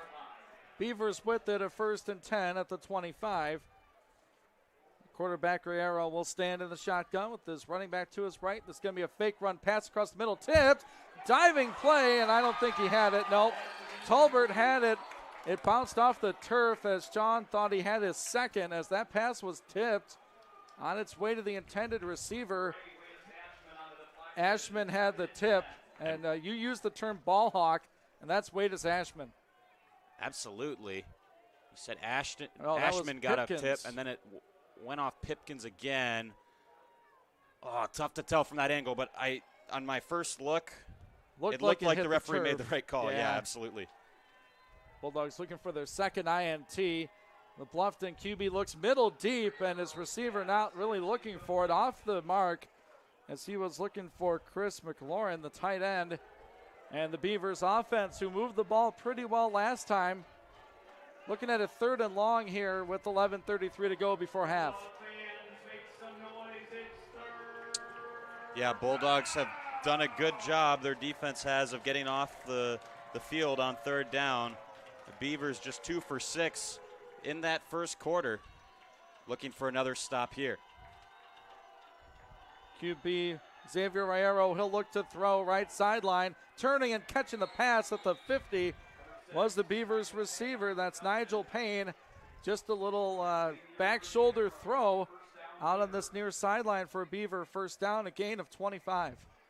Yeah, that's Payne's 4th catch of the football game, and he's been the main catalyst for their offense, doing a good job of getting open with the very talented A.J. Pipkins in coverage of him. Beavers to the line quickly. This is a handoff to their running back. Not too much for Kanan Stoner. Fell ahead for about 4 as Cameron Dean led the defensive effort for the Bulldogs. Cameron Dean, just a sophomore, playing out there the opposite end of Shea LaRue. Bulldogs in the center have Randall Broom and Jacob Smith. 2nd and 6 for the Beavers offense. Wearing their road white jerseys. Rayero's going to throw deep. He's got a man open at the 20. Caught down to the 10 and tackled finally at the 5 as the big catch was made by Ethan Behringer. And there's a flag back at the 43-yard line. And this could be, it is against Bluffton. I see an eligible man downfield. That's the typical referee hand motion. His head gets tapped. And if you're a Beaver fan, that is a killer, as that negates a long throw and catch. As the linemen may have thought they were going downfield with a run, and the guilty party, Antonio Garrett, the sophomore. Goodness, just a mistake you cannot make. That was the largest play from the line of scrimmage for the Beavers in this game. Great route by Behringer, who I will note was a little bit slow to get up after the play, after that hit that he took from Andrew Thomas after the catch. Rayero today is 7 of 12 with an interception. Just 37 yards passing. Would have loved that yardage there. It's a 2nd and 11 now for Bluffton. 10.5 to go in the first half. It's going to be a run for Stoner. Tries left side now through the middle. Good for 6, maybe 7, as the Bulldog tackle made for, that's 35 Gage Gnop. Not the first time we've called his name. Very active Bulldog linebacking core for Coach Deere. Yeah, and the Bulldogs were lucky to not get caught offside there. It looked like Cameron Dean and Jacob Smith may have jumped on the left side, the D tackle and edge rusher. Fortunate to catch a break there, although there was about a 5-yard pickup on the play, so pretty much interchangeable. It's a 3rd and 4 for the Beavers. They motion Stoner, the running back, out to the right. Quarterback looking to throw. Bulldogs get the pressure and get the sack, but his helmet got ripped off on the play. They're going to blow this thing dead as Rayero was sacked. 34 got in there like he was shot out of a cannon. Gnop, that's Bo Gnop. Unfortunately, he grabbed the quarterback by his helmet, ripped it off, and that's going to be a 1st and 10, as not a good sign for the Bulldogs, as Shea LaRue is walking off the field gingerly. Bulldog fans know last year Shea had a leg injury, an extensive one, on his right knee area. They're looking at his left leg now, as we'll await the call from the referee. But one of the senior leaders, Shea LaRue, is going to go to the bench and get looked at by the athletic training staff here at Adrian College. Not something you want to see. And they're going to call that face mask penalty. It's a 15-yard walk-off And that's going to be a Bluffton Beaver first down. Another look at this. Yeah, Knopf got in there like a shot of lightning, just threw him down by his face mask. It's not WWE, young man. From the top ropes. That's right. I mean, he was airborne, and he grabbed the face mask on the way down. I know it's unintentional. That's just an instance of Bo Ganop thought that Riero was going to unload that football, got up to try and block the passing lane, and then as he came down, just caught that face mask as we saw in the replay. He did not bring a steel chair as the running back for the Beavers goes from the 29 down to the 28 as that 15-yard face mask penalty puts the Beavers in business. As Adrian's up 13-0, 2 field goals and a blocked punt for a touchdown with 9:13 left in this first half. I will say, it's good to see Xavier Riero back up on his feet after he was shaken up after that RKO out of nowhere. Yes. He's going to stand alone in the shotgun. 5 in the pattern for the Beavers. Adrian gets pressure with 4. Broom is in there. He escapes that pressure. Throws middle, caught and leveled by Riker Bidwell. 3s collide as the catch was made by C.J. Thompson. That was a short gain. Not sure if it was worth the hit that Bidwell laid on the Bluffton receiver. How about Riero shaking off this contact? He was just able to escape and get that pass off. Good agility and composure in the pocket from the senior. 3rd down and 6 for the Beavers. They're at the 25 of Adrian. They need the 19. Riero, he's going to stand in the pocket. Bulldogs rush 4. They nearly get there. He throws end zone. He's open, caught for the Bluffton touchdown. The post pattern connected to Ethan Behringer, so that long pass that was negated by a penalty, he gets 6, and the Beavers right back in this game.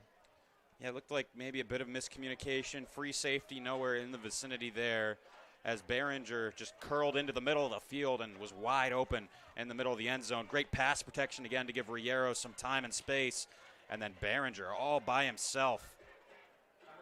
Great route running by number 7. Adrian's getting pressure with 4, but they haven't quite got to the Beavers quarterback. Here's the extra point. It's up away, and it's into the trees, but it's good. It's now Adrian 13, Bluffton 7, but hang on. There's a flag on this play. That was a laser of a kick all the way up over the net into the tree branches. Nesting birds, look out. The band wasn't ready for it either, dropped right into their vicinity. Ian, as a former band member yourself, you know you got to keep your head on a swivel back there behind the end zone. Oh, absolutely. You need to be 2 things, a menace to the opposing team and visually aware of what's going on.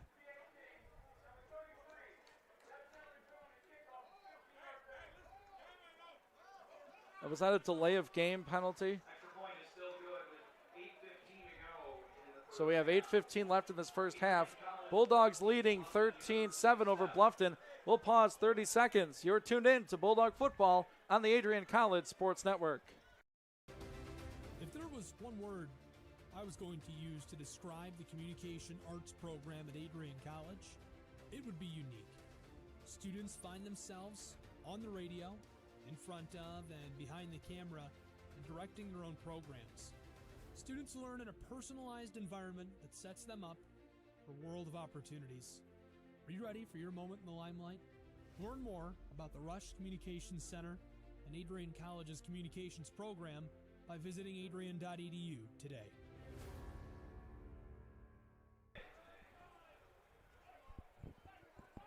Welcome back to the Adrian College Sports Network. Ian Wentz and Calvin Keys. As we had a delay of game. It was on the Beavers. Or no, it was on the Bulldogs, excuse me, as they're going to kick this off from the 50-yard line. As we had the pleasure of looking at a replay, I didn't see exactly what happened, but this kickoff will sail into the back of the end zone. That'll be a touchback. Bulldogs will have some decent field in front of them, and Calvin, they've taken advantage of some short fields and another opportunity with quite a bit of grass in front of them. They've converted a couple of field goals, but the offense not finding the end zone just yet. Yeah, certainly. Bulldogs only able to get in the end zone a couple of drives ago. Able to, get on the scoreboard. For the most part, this Bluffton defense has done a really good job of stopping them in the red zone and holding them to 3 points. The freshman, Mark Lopez, he'll run fake, steps up in the pocket. Oh, he's got a man wide open. That's Ben Kolaski at the 20, 15, 10, 5. Bulldog touchdown.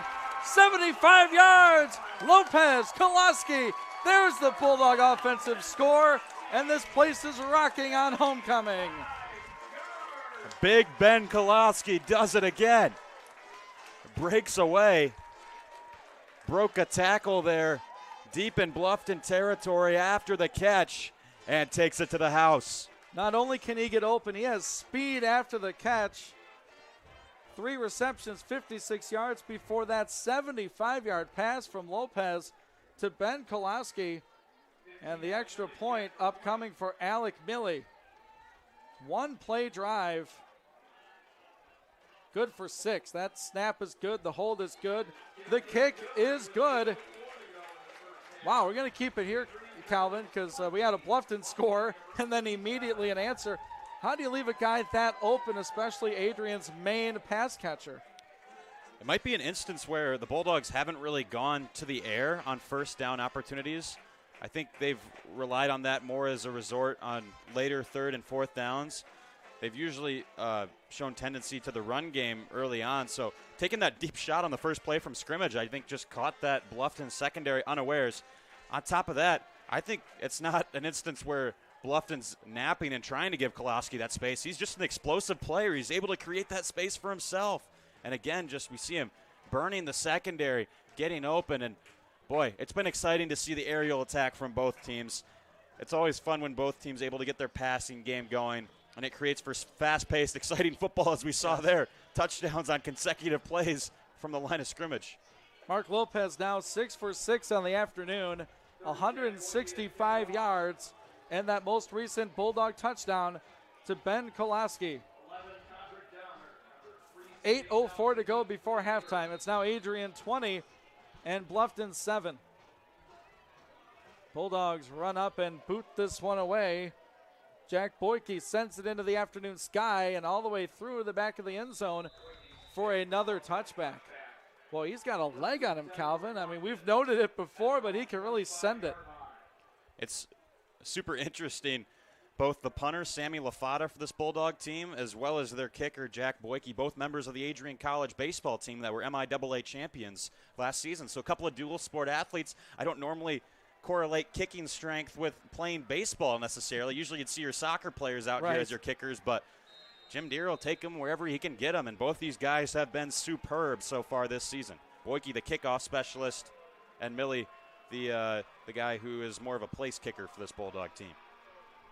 Adrian's defense back out there after giving up that recent touchdown to Bluffton. Beavers' first play from scrimmage. They're going to run into a wall of defenders as Randall Broom finishes up the play. And a nice tackle made by that Bulldog defensive line. It's no gain. It'll be a second and I'll call it 9.5. Give him half a yard on the rush for number 14. That is Todd King. 7.5 to go in this half. Throw dropped at the 30-yard line as the young QB had a man open right at the 30, just in and out of his hands. Yep. Kale Lee drops that pass. And again, it's going to be another 3rd and about 9 scenario for the Beavers. Bulldog defense, again, operating without Shea LaRue, who's still on the sideline, but they've been effective so far. Bulldogs looking to get off the field quickly. The Bluffton quarterback takes, feels pressure, steps up into the pocket. He needs the 35, goes to the sideline. He's going to be hit and taken down at around the 32, maybe 33. Nice short little run by Rayero. That's not going to be enough for a Beavers first down, and the punt unit comes trotting on. I think that was that Ganop on the play, one of 2 Ganops there, Calvin? Yeah, it's a duo of Ganops back there. The Gnop Gauntlet, we'll call it, there you back go. there on the Bulldog defense. I like it.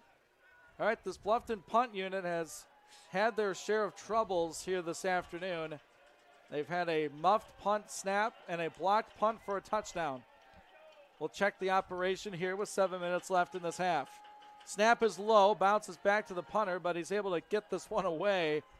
It's a high kick, hits the Bluffton player at the 28, rolls inside the Adrian 5, and they can't get to it in time. And I believe they're going to mark it back out where it hit the gunner's helmet. You don't see that too often. And I think the Bulldogs are going to get it at the 26-yard line. Didn't get an eye on what player that was. He was playing the wrong kind of football on that play, though, with the header. Nice header. Sending it along. That's right. The Bluffton soccer team's got to recruit this guy. Look at how this one dropped. Got a number. Plunk. Is it 23? Looks like 23. On the Bluffton punt coverage team. Jaden McBreen got beaned in the head by the football. That goes back into the end zone. Or actually, they're not going to call it a touchback since it went off the helmet. So they're going to spot it at the 26.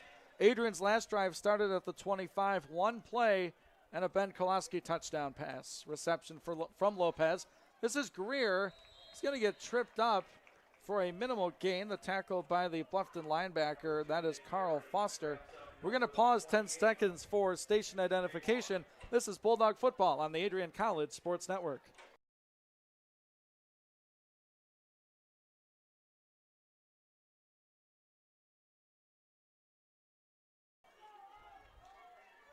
A 1-yard run for Greer. It's a 2nd and 9. Lopez, he's going to fake a run, throw it out to Kolaski. Ben gets a block at the 30 and gets taken out of bounds into the Bulldog bench up to the 34, where it will be a 3rd and 2. That was Todrick Downer able to force Kolaski out of bounds to set up a short 3rd down scenario. Good block by Braden Jewell, the wide receiver on the edge. Looking at a 3rd and 2 to go. That's something that hasn't been great for the Bulldogs so far in this game, has been blocking and short scenarios. Looking at a 3rd and 2 from their own 34. Lopez from the shotgun. He's going to give it off this time to Moore. Lowers his shoulder, gets to the 35. And that's it. No, that's a 25 with the rush. That's Greer, excuse me. And now the Bulldogs are 1 for 5 on 3rd down this afternoon. They're going to trot Sammy LaFata, the punter, and send this one right back to Bluffton. I understand you're on your own side of the field right now, but this is a 4th and 1. I'd love to see them just give it to Lopez and shove him in for the 1st down. You don't have far to go, but I definitely respect the conservative approach, too. You want to manage your lead here and not risk giving your opponent good field position. So it goes both ways. Certainly does. The snap clean back to Sammy. Puts left foot into this one. It's going to hit at the Bluffton 32.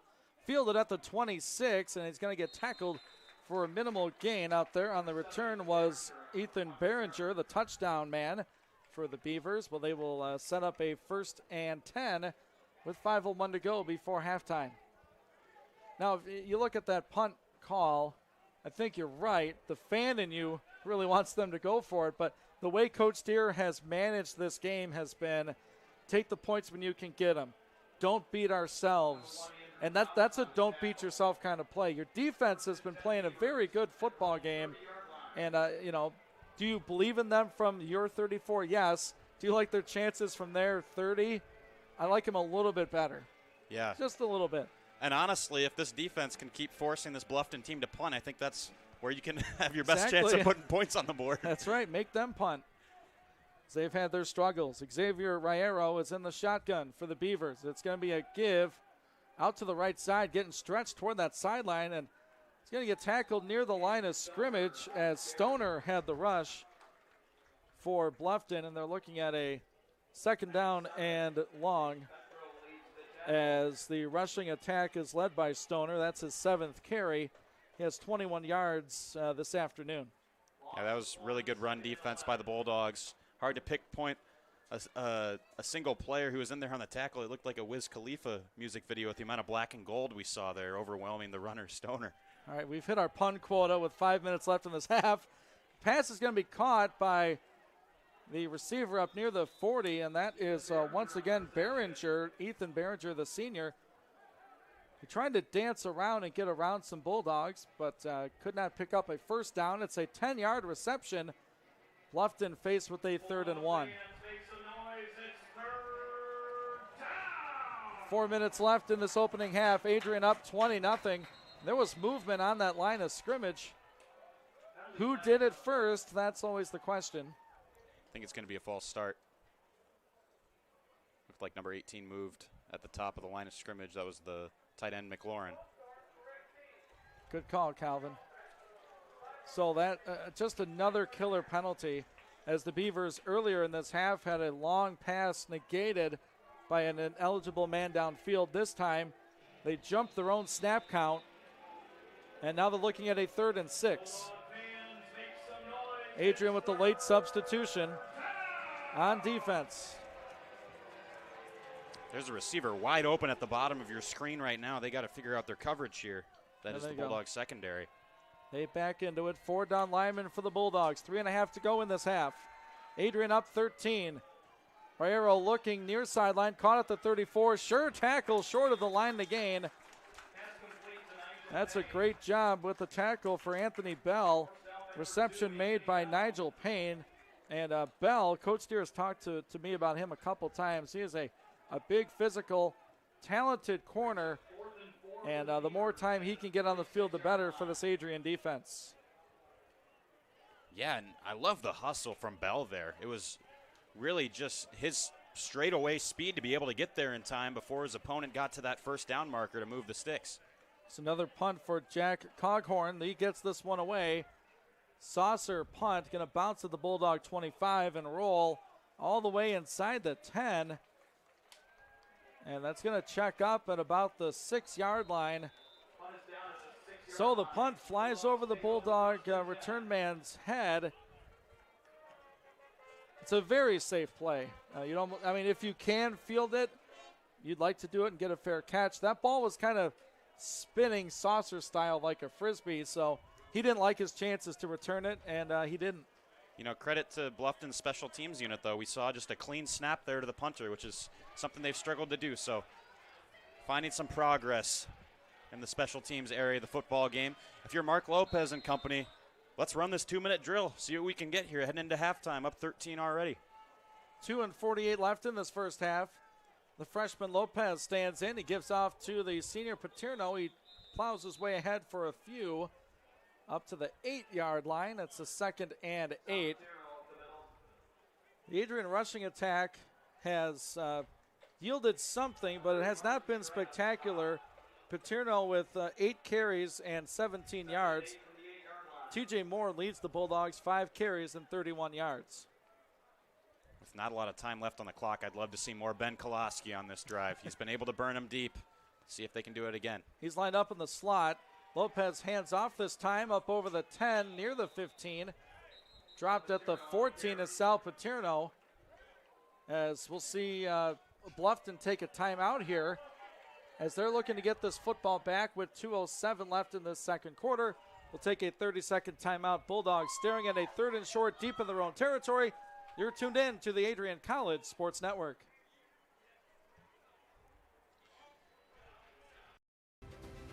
If there was one word I was going to use to describe the communication arts program at Adrian College, it would be unique. Students find themselves on the radio, in front of and behind the camera, and directing their own programs. Students learn in a personalized environment that sets them up for a world of opportunities. Are you ready for your moment in the limelight? Learn more about the Rush Communications Center and Adrian College's communications program by visiting adrian.edu today. Welcome back on the Adrian College Sports Network. Happy homecoming, everybody. My name is Ian Wentz. Calvin Keys to my left, Alex Herman to my right, Laura Witkowski a little ways away in the downtown Adrian studios. Bulldogs looking at a 3rd and short. They do a direct snap. It's going to be an Adrian first down. As getting that direct snap was number 9 for the Dogs. That is a freshman quarterback, Troyante McConkyo. And, first time called his name. Apologize to his family for butchering that last name. But McConico. There you go. That's an Adrian first down. What an interesting look. for the Bulldogs. I had to do a double take. Did Mark Lopez grow about 6 inches, or is that a different quarterback? Exactly. Bulldogs operating here. 1st and 10 on the 3rd down conversion. Lopez winds, fires, took a shot late as he skipped the pass in there. Poor discipline by Nick Perry, who came in late to deliver that shot. And look, Lopez has taken his fair share of hits here today. As a smaller guy, that's the only disadvantage to his game, but I'll tell you what, he's been balling in this first half. It's another costly Beavers penalty. It's a 15-yard from the previous spot. So the Bulldogs start this drive deep in their own territory at about the 6.5. Now you're up to the 37 with a minute 38. 1 timeout left, or no timeouts left, excuse me. You're looking to score here if you can. Yeah, I have to imagine they're not going to go to the ground game here with limited clock. And we've got a 3-receiver set here for the Bulldogs. Watch Kolaski. He's in the slot. 5 catches, 138 yards today. This will be a run for TJ Moore. Runs over a couple of Beavers up to the 45 and the 46. Look out. Here comes TJ Moore. I want some more of that. No time to celebrate if you're Moore, though. You got to hustle, get this ball back to the line of scrimmage with no timeouts. Minute 16 left before halftime. Adrian up 20-7. Lopez, a play action pass. Looks left side. Going toward the sideline. A one-handed catch. No way. He caught the ball at the Bluffton 9. What a reception for Hunter Bonza. How about that for his 2nd grab of this game? Unreal along that sideline. Hunter Bonza was tangled up here as he was running the route. Only had that left hand free. He says no problem. The hand fighting going on. Able to catch it. That's a pure one-handed catch. Is he left-handed? He looked like it. Looked like it on that play. You said it. 1st and goal, Bulldogs from the Bluffton 9 on a huge pass to Bonza. This is a run for Moore. Moore in the middle. Eludes a tackler and slips down and falls. Back to the 16. So 1 minute left as Lopez is visibly hobbling there on that handoff. Bulldogs will run this clock down a little bit. I feel the antsiness of the Bulldog fans here at Docking Family Stadium as they don't want to give Bluffton any time here as they lead 20-7. Bulldogs looking for more. Lopez run fake, looking right side, looking for the back corner. It's out of bounds and incomplete. Kolaski, the intended target. So with 29 seconds left in this half, it's a 3rd and goal. Bulldogs from the Bluffton 12. And that was a couple plays ago. Hunter Bonza, a highlight reel catch along that sideline. He's showing off for homecoming. That's what it is. Yeah, both of Bonza's catches today have come at really opportune times. It was that 3rd down conversion on the first drive of the game. And then again there, just a good route. And, boy, that's what the fans came to see right there, a one-handed snag. Bulldogs with 12 on the play clock will get set to the line of scrimmage. 3rd and goal for Lopez and the Bulldogs. Snap is low, picks it up, feels pressure immediately, rolls out to the right, gets hit, throws it out of bounds. As Lopez slow to get up, the pressure applied by Bluffton's number 8, Marvis McWright. And the way Adrian has operated this game, they'll likely kick a field goal here. Unless Jim Deere will keep the offense out. No, he will send out the field goal unit. And look, Calvin, that's consistency. I know if you're at home playing Madden, you're going for it. You're frustrated. You got a big play. You want to score a touchdown. But the way Adrian's done things here, I like this decision initially to kick this field goal. Let's see if Dominic Berry can get this snap down with a good hold for Millie, as this is going to be about a 30-yarder. He drives that right through the uprights. Nice job, Alec Millie. He is 3 for 3 on field goals this afternoon, and the Bulldogs take that monster catch and turn it into 3 points. It's 23-7. Bulldogs up over the Beavers at halftime. 20 seconds to it, I should say. We'll be back in 30 seconds right here on the Adrian College Sports Network.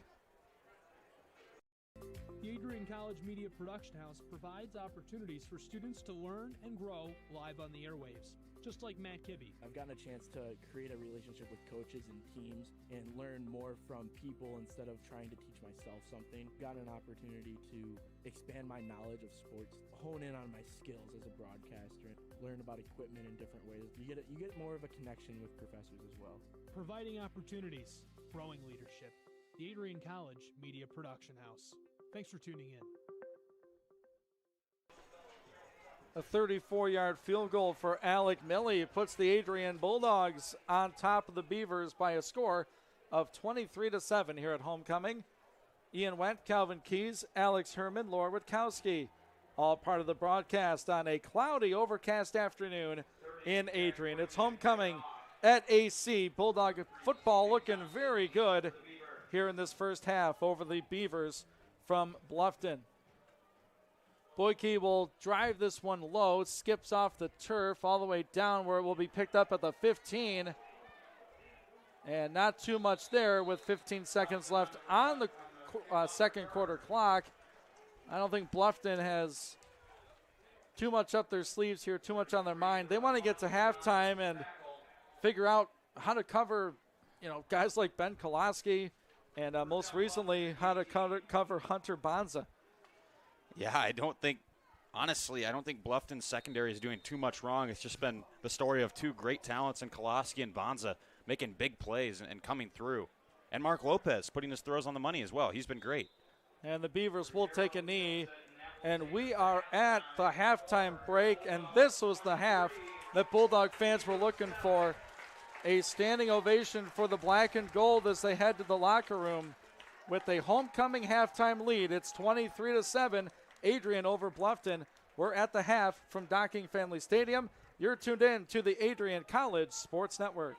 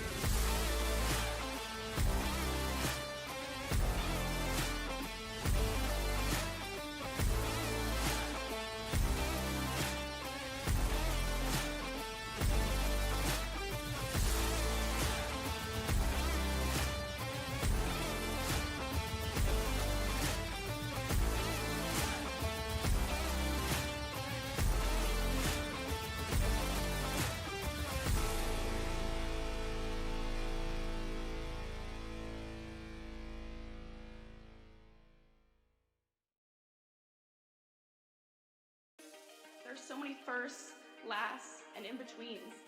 We're certainly not the last class to get a smile and a kiss from Bruiser walking across campus. We are never going to be the last class to begin our college careers by serving our local community and pursuing our passions. Above all else, come hell or high water, we will never be the last class to come to Adrian College and find a motivated and supportive community of students, faculty, and staff, and leave with the skills and tools needed to be inspiring industry leaders and professionals with high hopes and dreams for our bright futures ahead. The people and the experiences that we are most grateful for are the ones that will continue us on this upward path for the rest of our lives. In the spirit of gratitude, thank you to my fellow classmates for being a part of this community with me. Whether we spent most of these moments together or barely crossed paths, you contributed your gifts and talents to continue the legacy of this incredible community. Thank you for prioritizing the preservation of the Adrian College experience and for continually seeking to develop the institution's ability to develop both the knowledge in our heads and the care in our hearts. Thank you to the roommates, friends, teammates, and peers who, although we have only known each other for 4 years, it seems impossible to think about being surrounded by anyone else in the coming weeks. We celebrated each other's accomplishments, became each other's biggest cheerleaders, and never let each other struggle alone. College has been called the most formative years of our lives, but I can say for certain that these last 4 years have included both the most amazing and most difficult moments of my life. One constant, however, is the support of my friends through it all.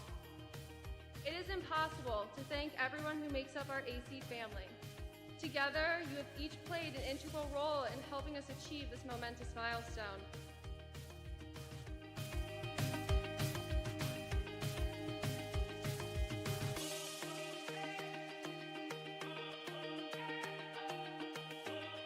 And you be proud to be a graduate of Adrian College.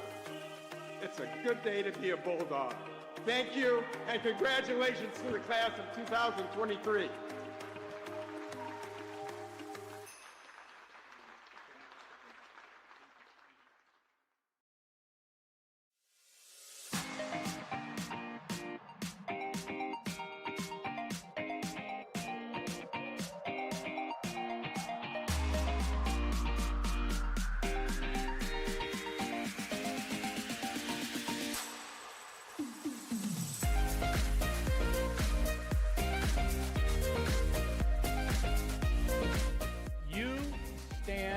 Today's students on the threshold of a magical time in your life, a time of significant growth and introspection, self-awareness, challenge, and opportunity.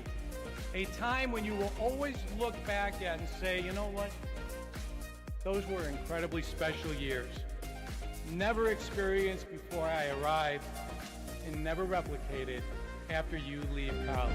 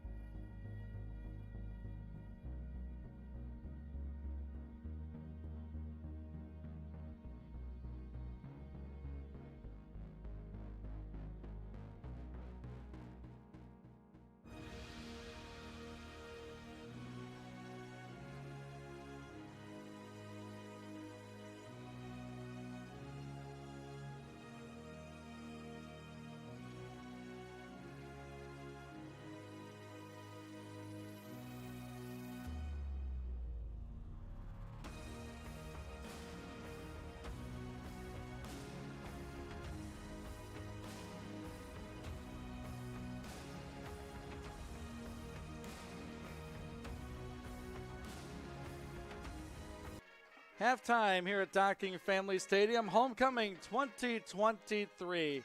Speaking of 23, the Bulldogs have 23 points through 30 minutes of play. They lead the Beavers 23-7. Ian Wentz and Calvin Keys alongside here at the half. Quite a few numbers to roll through. Let's take a look at some of our team totals. First downs, Bulldogs over the Beavers 8-5. Looking at rushing yards, 18 carries, 66 yards for the Bulldogs, 15 for 12 for the Beavers. Passing yards, Bulldogs with 217. Whew. And give credit to Mr. Lopez for that. That's an explosive first half as he was 8 for 10 for all those yards. I mean, the story of the first half has been the Bulldog receivers and the freshman quarterback, Lopez. Yeah, Mark Lopez has been great, as you said. He is 8 for 10 for 217 yards. Had a 75-yard pass to Ben Koloski in that first half. Koloski with 5 catches for 138 yards. And Hunter Bonsa behind him. Bonsa only had 2 catches, but they were for 69 yards. So pretty nice total for Bonsa and Koloski there. Absolutely. Lopez has played a very good first half. And we talked in the pregame, Calvin, they need to complete this game, right? They need to play 4 quarters of football, finish this game off, send your fans off happy with hopefully a homecoming victory here this afternoon. Let's look at the scoring plays.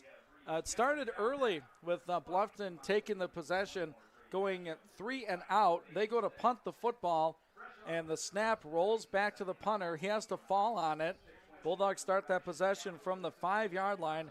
They go 4 plays. They're forced to kick a field goal. Alec Milley from 19 yards out. Then Adrian scores on a fumble recovery on a blocked punt by Brett Allen, the freshman defensive back. The extra point was good. Made it 10-0 with 5:07 left in the first quarter. Second quarter, Bulldogs on the board again. A 8-play, 72-yard drive. Took up 4.5 minutes. And Alec Milley put through a 24-yard field goal. Made the score 13-0. Into the second quarter, halfway through, Bluffton scores on a 25-yard touchdown pass. Extra point good. That was an 8-play, 75-yard drive. Took 3.5 minutes. Then it made it 13-7. Bulldogs respond right away. A 75-yard touchdown pass from the quarterback, Mark Lopez, to Ben Koloski for 75 yards. Bulldogs up 20-7 with the extra point. Then Milley finished things off in that first half off an awesome catch from Hunter Bonsa along the sideline. Sets up an Alec Milley field goal, his third of the day. A 9-play, 82-yard drive, 2.5 minutes. And they kicked that field goal with 20 seconds left in this first half. That made the score 23-7. So, again, alluding to the pregame, Calvin, we talked of putting all 3 phases together. Defense, offense, special teams. And the defense hasn't scored yet, but they've been they've been the beneficiary for the special teams unit and the offense. But, man, that defense is clicking. The offense has looked good. And special teams, when they score, I mean, they're doing more than what they're asked to do on a normal Saturday. Yeah, I would say although the defense hasn't got on the board, they're the reason why the offense and even the special teams has been able to get on the board, really making life difficult for the Beavers offense. For lack of a better term, they've really dammed up the Bluffton Beavers offense, and Xavier Riero has been left scratching his head, hasn't been able to get much going, and even forcing this Bluffton team to punt, I think, is going to be the key still going into the second half, because they've really had trouble. That connection between their long snapper, Cale Rose, and punter, Jack Cawhorn, hasn't been great. They were able to get it figured out late on in that first half, but really, you look at the success the team has had, it's contingent on the defense forcing turnovers and forcing punts, setting up their team in favorable field position. And I would say, I was surprised going into this game. I thought Cole Sessler was going to get the start at QB. That's what I'd heard. They started Lopez, which honestly was what my decision would have been, because he's just looked so composed and so talented in the limited snaps we've seen. And as of right now, with the way he's been able to throw the football, when he's got pass protection, I don't think until the Beavers are able to find an answer to this deep threat into the Bulldog passing game, I think you continue to go to the well and continue to go to Ben Koloski. Yeah, Kolaski, a big day so far. 5 catches, $138 with that long of 75 yards, and he's really emerged. You know, there's a lot of new on this Bulldog team, offensively, defensively, and they're trying to figure themselves out. And you know, you look at the 0-2 record and go, this team has no shot. You know, they're not looking good at all. You know, they lose 34-17 last week. They don't score in the second half. They go and score 3 points in week 1. I think the team is figuring out who they are, where the true leaders are, where the performers are, and the coaching staff putting them in a position to put themselves up 23-7. So this week, they're putting it together at least through 30 minutes. They cannot be content with what's happening on the field in the first half because we know Bluffton can score points. You know, they put 20 up on Albion, an MIAA opponent, in a loss, albeit, but this offense can move the ball. The Bluffton defense has done a pretty good job at bottling up the Adrian rushing attack. So if you're going to look at a bright side for the Beavers, it is that rush defense. And you need to clean up special teams. And, you know, when you give up a punt block for a touchdown and you muff a punt, resulting in great field position for the Bulldogs, there are clearly things to improve on. And, you know, it wasn't just all amazing for Adrian in the first half. You know, if you're looking at what they can improve on in the second half, you like to finish some of these drives. You know, you do like getting points, but you would like to get the ball in the end zone. Yeah, I think you certainly touched on it there at the end. When you look at this Bluffton defense, they've stopped the run, like you said, and then also there's been numerous times where the Bulldogs have been in the red zone. Even we saw on the first drive of the game, they were inside the 5 to start their drive and couldn't cash in by getting across that goal line. So if this defense has anything to hang their head on, it's the fact that despite a lot of sizable mistakes, their red zone defense has made this game so that Bulldogs haven't been able to maximize their points. They've been held to, I believe, 3 field goals in that first half. So this could very easily be a 5-touchdown game and a much wider lead, if not for their red zone defense. And also, I think the Bulldogs have to be wary because, as you said, we haven't seen a complete 4-quarter performance from this team yet. We've got half the football game still to go. It's not enough to just play the first and second quarter. The intensity and the execution has to carry over into the second half. And honestly, I think Rayero has shown some potential at the quarterback spot for this Bluffton team. And really, I think that the guy the Bulldogs really have to look out for heading into the second half is Nigel Payne, because he was their main receiving target, and he actually was able to put together a few big plays. If the Bulldogs can stay dialed in there, though, I have no doubt if the execution and the intensity, like I said, continues into the second half, they'll be walking away with their win. But they've got a lot of work to do still. Absolutely. It's a 23-7 Bulldog lead. We're going to take a 30-second break as we are at the half. Third quarter coming your way next. Let's see if the Bulldogs can put together a homecoming victory. You are tuned in to the Adrian College Sports Network. If there was one word I was going to use to describe the communication arts program at Adrian College, it would be unique. Students find themselves on the radio, in front of and behind the camera, and directing their own programs. Students learn in a personalized environment that sets them up for a world of opportunities. Are you ready for your moment in the limelight? Learn more about the Rush Communications Center and Adrian College's communications program by visiting adrian.edu today.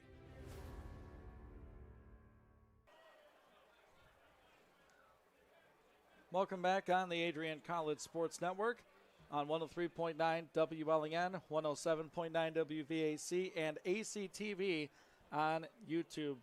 And my name is Ian Wendt. Calvin Keys alongside Alex Herman and Lauren Witkowski, making sure your broadcast goes as smooth as possible. Megan Abbey, the executive producer, give you some credit. Reagan Petrowski down there taking pictures somewhere for the Adrian College students and the benefit of social media. Bulldogs up 23-7 here at the halftime break. I took a couple minutes pregame for personal reasons, talking about what Michael Duffy has done for me professionally with this broadcasting opportunity. I got some life-changing news at the halftime break, is that my sister got engaged earlier this afternoon. So congratulations to Kayla and Dan, as they'll be tying the knot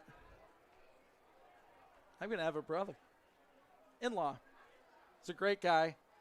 Of course, my sister, a Bulldog grad as well, just like me. So congratulations to her. Dan's a great guy. And tying the knot. I mean, how about that for some halftime news? Yeah, absolutely. So doesn't get better than that. No, it doesn't. No, it doesn't. Congratulations to the new couple, and congratulations to you, Ian. Well, thanks. Some family expansion as we welcome Dan into our family. Again, a great guy. Congratulations to my sister, Kayla, who is driving back from the Grand Rapids area right now. Look at those dance moves. Who is that for the Beavers? Travion Curry. He's ready to go. I'm looking at the Bulldogs dancing. I'm looking at the dance team, the cheer team, and we are underway from half number 2 here at Docking Family Stadium. This kick will be fielded deep in Adrian territory, back at the 3. Look at this speedy return. He's got some space to the middle, to the 40, 45, 50, and what an explosive way to start this second half. And that kickoff return sets the Bulldogs up in great position, as that was Chris Crumsey, the wide receiver freshman, got shot out of a cannon from the 2. Yeah, Ian, you got some great news over the halftime break. Mark Lopez and the Bulldog offense getting some good news as they start the drive from the Beaver 47, thanks to the explosive speed from Crumsey. And you're seeing on your screen 2 of my RAs from last year, Andrew Kolf and Emma Pelletier, announced homecoming king and queen. Congratulations to them. They're both awesome. They really helped me settle into school last year, so just wanted to shout them out. They're amazing. Well, it is homecoming here at AC. Bulldogs operate from the Bluffton 48. Here's a turn to give to Sal Paterno with room over the left side. Gets hit from behind and dropped for a pretty good gain by that's Maxwell Moore, the sophomore defensive lineman, with the play. Give him 8 on the rush.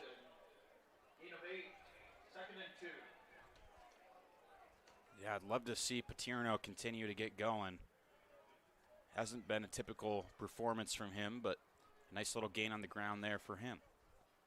He stays in the backfield behind Mark Lopez. Lopez gives, looking over right side. He's near the first down. Got a yard, maybe 2. It looks short of that first down spot.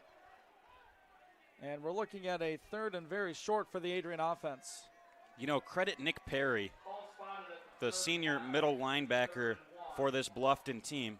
I think he's a big reason why the Bulldogs have had trouble running the football. Perry's done a really good job just reading the playbook for the Bulldogs and finding where the runner's going to go to stop their gains. Moore checks into the backfield behind Lopez. Beavers showing pressure from the linebacking spot. It's going to be given to Moore. Tries to cut it outside and dropped right at the line of scrimmage. And the stop for Dominic Berry. And some early decisions here for Coach Jim Deere as they check this spot. It looks like it's a 4th down. Like back in the day, they'd bring the chains out and at least measure it. They mark him just inside the 39. Right now, the Adrian offense staying out on the field. Opening drive of our 3rd quarter. It's 23-7 Adrian. They're going to go for this thing 4th and short. Lopez from the pistol. Takes the snap, give to Moore. Moore gets hit in the hole, spins off a tackle, and an Adrian first down. Boy, Moore took on 2 defenders, bounced right off it for an Adrian 1st and 10. That is a la Stephen Moses from years past. Wow. Yeah, you felt the collective gasp from the crowd when he was immediately met by the linebacker, but just a little spinorama action from Moore there to keep it going, to pick up a couple more yards on the play. Great job by Moore. He checks out. Paterno is in the ball game. Keep an eye on number 10, Ben Kolaski. He lines up in the slot as Lopez leans in on a 1st and 10 from the Bluffton 34. Opening possession of this 3rd quarter. Lopez fakes a run, looking deep, fires it over the middle. He's got a man right there. Oh, and it's off his fingertips, and it's incomplete. There's a flag back where Lopez let it go. But Lopez put that one right on the money as he was looking for Braden Jewell. It hit his hands. He just couldn't hang on. And credit Devon Hedwood. And there's a holding called on the Bulldogs. So even if he did catch it, the holding would have negated things. That's a call on Nate Bennett, the Adrian left tackle. So yeah, was going to say, as we take another look at this play, I want to give some credit to Devon Headwood. He was the corner in coverage who really got to Jewell and knocked the ball out of his hands with the contact. Otherwise, that's a catch. Doesn't matter looking back on it now with the holding flag, but that was really good coverage by Headwood. We're going to exchange footballs here. 10-yard walk-off puts Adrian at a 1st and 20, ball resting at the Bluffton 44. Starting this drive in Bluffton territory on the monster kick return from Chris Crumsey. Lopez, 20 yards to a first down. 2 receivers left, 1 right. There was some movement on the far side from the football, and that is the speedster Crumsey. He was ready to take off. Back him up 5 yards more. Some self-inflicted wounds here. A holding and then a false start. Gets it back to where they started at the Beavers 49. Boy, 1st and 25, not something you say often, Ian. No, it's not. Not too many plays on that play card. Snap bounces back to Lopez. Flag on this play. Lopez going deep for Crumsey. It's tipped and it's incomplete as Crumsey had to come back to that football. That was a flag right away. And likely, it's on the Bulldogs. A procedural penalty. They say there were 5 in the backfield, makes that an illegal formation. All right, make it a 1st and 30. Goodness. This was a drive that started and are they going to decline the penalty? Territory. Bluffton declined the penalty. Okay, so that's going to bring up 2nd down then. It's only a 2nd and 25 instead of a 1st and 30. As we get another look at the coverage there, Nolan Hubre got up for that one, got a hand to it. This secondary's really responded from Bluffton in this second half. Lopez will take, spin, and give to Sal Paterno. Going toward that sideline, gets wrestled out at the Bluffton 45. The Beavers tackle for Carl Foster. And you just look at a couple of plays there where whether it's Braden Jewell or then I believe that other target, it's just corners staying on top of their guys, anticipating the speed that these Bulldog receivers have, being able to stay with them and not giving them any room to work with. Beavers back off on a 3rd and forever. Call it 21 from the Beavers 45. They need the Beavers 24. Lopez will fake a run. Step back, now step up. Wines fires middle, going for Kolaski. He goes up and he nearly caught it in between 2 defenders at the 5. And Adrian will punt this football away. And he put Ben in a spot where he had a shot at the football. There were 2 Beavers back in coverage, but if you look at the positive side, Lopez can really throw that rock. He put about 50 yards of air underneath it. Yeah, as he was taking a hit, let go of this football. Looked like Kolaski was going to hold on. Take a look at number 0, Martez Neighbors, coming across your screen. Just a low hit, and Kolaski was slow to get up. Glad to see he's doing all right now, but that was a hard hit delivered by Neighbors. Snap taken in by the punter, Sammy LaFada. He drives this into the Adrian Sky, checks up inside the 5, but falls into the end zone, and that will be a touchback. LaFada's 2nd touchback of the game. He put that one about 60 yards in the air. Beavers get a stop, and they're on offense now with 11 and 22 to go in our 3rd quarter. Adrian leading 23-7. Noticeable addition to this defensive line as Shea LaRue is good to go as he went out with a lower body type injury. And the big physical defensive end is out there now for Beavers' 1st and 10 play. Quarterback Briero will give this one off. Looking for the left edge is the Beavers' tailback. Good for about 5. And that was Todd King with the rush, the junior, with another carry for the Beavers' offense. 11 minutes left to go in this 3rd quarter with the Bulldogs up 23-7. I think this is really a statement drive for Bluffton as they try to come back in this game, trying to build some momentum. Quarterback looking to throw, goes deep middle, and he overthrew everybody. His receiver was at the 48, and he threw the ball to the 35. as the Bulldogs make a big-time change on defensive personnel. I wonder what the miscommunication was there between Riero and Payne. Perhaps Riero was looking for Payne to go deeper down the field, or maybe Xavier Riero was just hitting the weights a little bit too much this week. Must have. He's now 12 of 20 with 1 interception and 1 touchdown for 102 yards. Is the Beavers quarterback. Their man Nigel Payne, number 6, lines up. He's part of 3 receivers out to the right, 2 split out to the left. Looking like a passing down here with 5 yards to go on a 3rd down. Riero looking left, throws there, caught on the run up over the 30 to about the 35 is Ethan Behringer, the touchdown man for the Beavers, picking up a 1st and 10. Yeah, Behringer, that big touchdown catch earlier on in the half. Here he's just got a crossing route into the middle. He's able to make the catch and swim upstream for the Beaver 1st down. We're close to our pun total for the afternoon. We apologize. Just kidding. I don't apologize.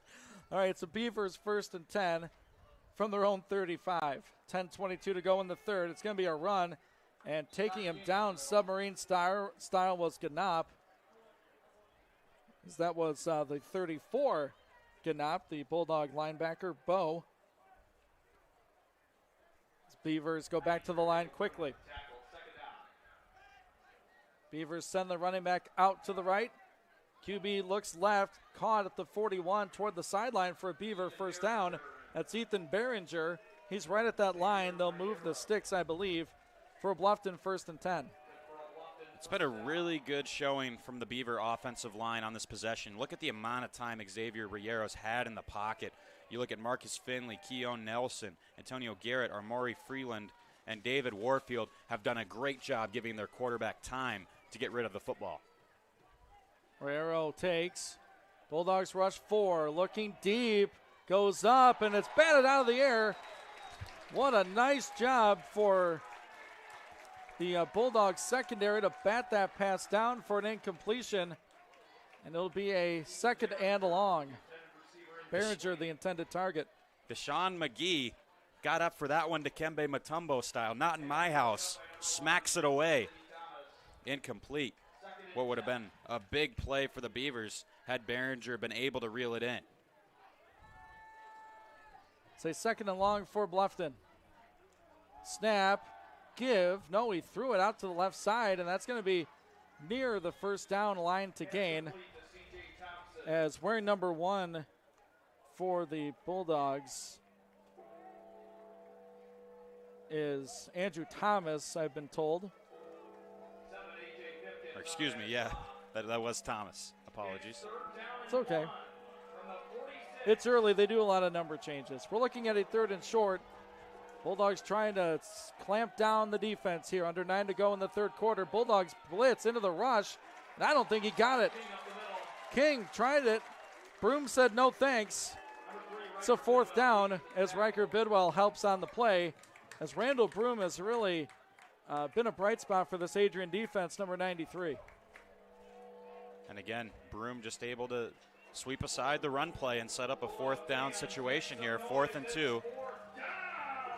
3 receivers to your right, 1 to your left. Looks like they'll look to air it out. Beavers going for it here. No one open initially. Bulldogs chase down their man. It's intercepted by Bidwell as a flag comes flying in. And hold on, Adrian fans, as this flag is in the Bulldogs secondary. And that's normally not a good sign, but there's another flag on the far side.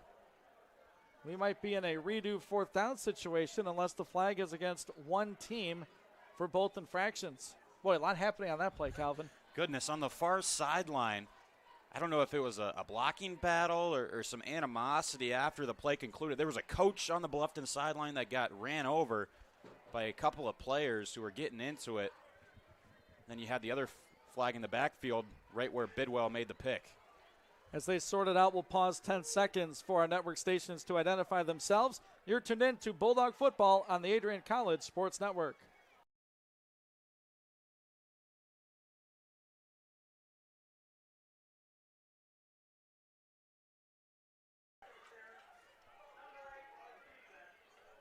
We're back on the Adrian College Sports Network, and it's just going to be one call.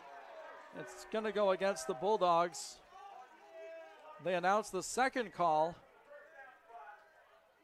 as a personal foul. So the Wadis Ashman penalty will give Bluffton a first down. But what will happen then is the flag for the Beavers was after the play. So they'll mark off the 15 after the Bulldog penalty. That's going to wipe away the Riker Bidwell interception as he got up for that one. I think what we're seeing there is Wadis Ashman kind of shoved the receiver out of the way potentially.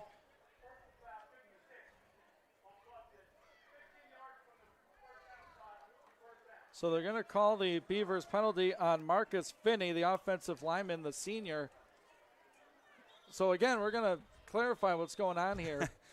There was a foul on the play by Ashman, which gives the Beavers 15 and a first down. Then after that play, they back up 15 yards for the personal foul on the Beavers. So it will be a 1st and 10, but the Beavers will have the football at the 48-yard line, and we're going to have an official's timeout. They're trying to figure out where the chains are. Oh, the yard marker broke. That's what happened. I mean, everything was caught in the crossfire. A coach went down. The yard marker went down. I'd love to see a replay on that. I just saw the aftermath. I didn't see what transpired beforehand, but the call was made against Marcus Finley, the O-lineman for the Beavers. That's who the personal foul was on. As the chain crew screwing together the down marker on the far sideline. Bulldogs coming into this game 0-2, 0-1 on the road, a loss to Elmhurst, 14-3. Then their home opener last week started well, 17-14 lead at the half. Brady Raymond, the quarterback, gets injured. Mark Lopez comes in, offense sputters. They lose it 34-17, but Lopez gets the start. Brady Raymond out with an apparent concussion. At least that was the word last week. And Lopez has really given a spark to this Adrian offense. Right now it's the defense's turn to see if they can get off the field. And they're still they're trying to put the yard markers in the right spot. It'll be a Bluffton football, I believe, because the 4th down penalty on the Bulldogs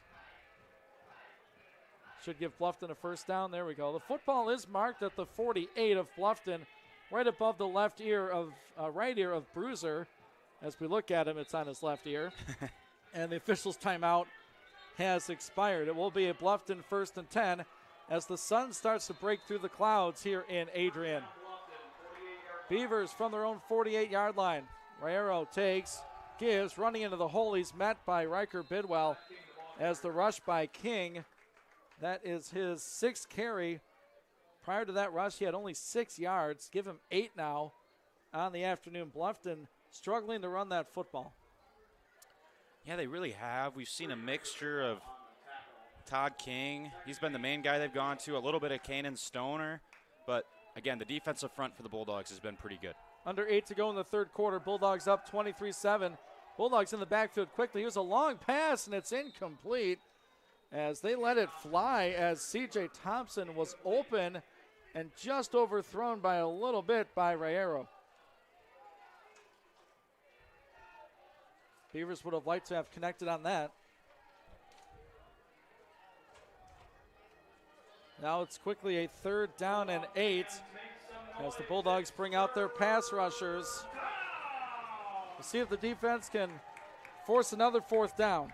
Bluffton lines up in the shotgun, quarterback, running back next to each other in the backfield. 2 receivers per side. They motion the running back out. Rayero looking left, no one there. Has time, throws. Now it's caught by Ethan Behringer over the middle. He gets upended by Tolbert, but it's a Beavers first down on about a 15-yard pass and catch. Yeah, Behringer really has been a reliable target for Rayero this afternoon. I think a little bit of it may be that Nigel Payne is attracting more of the attention of the Bulldogs secondary, and then Behringer's been able to be open on many occasions. Just these short crossing routes, but it was enough for the first down. 1st and 10 from the Adrian 34. That's going to be a throw. Guerrero going to the middle. He's got a man caught for a Beaver touchdown. C.J. Thompson gets behind the defense. And that is a Beavers touchdown. Now it's 23-13 on a beautifully thrown football as he went right between two defenders. Yeah, another look at this play. It was a high snap. Briero really had to get up to corral it and then immediately let go of it with pressure in his face. Thompson wide open, over the middle, able to get away from Pipkins and Thomas, and just prances into the end zone to make this a 10-point game at the moment. Could be an 8-point game if they get this 2-point conversion. Late substitution. The Beavers now 5 of 13 on third down. And there is a timeout on the field as Bluffton took it as the play clock was at 1 second, a late substitution for the Beavers. We'll take a break. Bulldogs by 10, Beavers going for 2. 7:08 to go in our third quarter.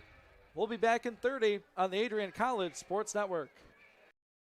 The Adrian College Media Production House provides opportunities for students to learn and grow live on the airwaves, just like Matt Kibbe. I've gotten a chance to create a relationship with coaches and teams and learn more from people instead of trying to teach myself something. Got an opportunity to expand my knowledge of sports, hone in on my skills as a broadcaster, learn about equipment in different ways. You get more of a connection with professors as well.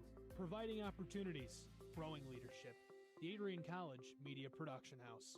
Thanks for tuning in. Welcome back on the Adrian College Sports Network. Ian Wentz, Calvin Keys, Alex Herman, Laura Witkowski, all hanging out on a homecoming afternoon. Bluffton just scored. They're going for 2.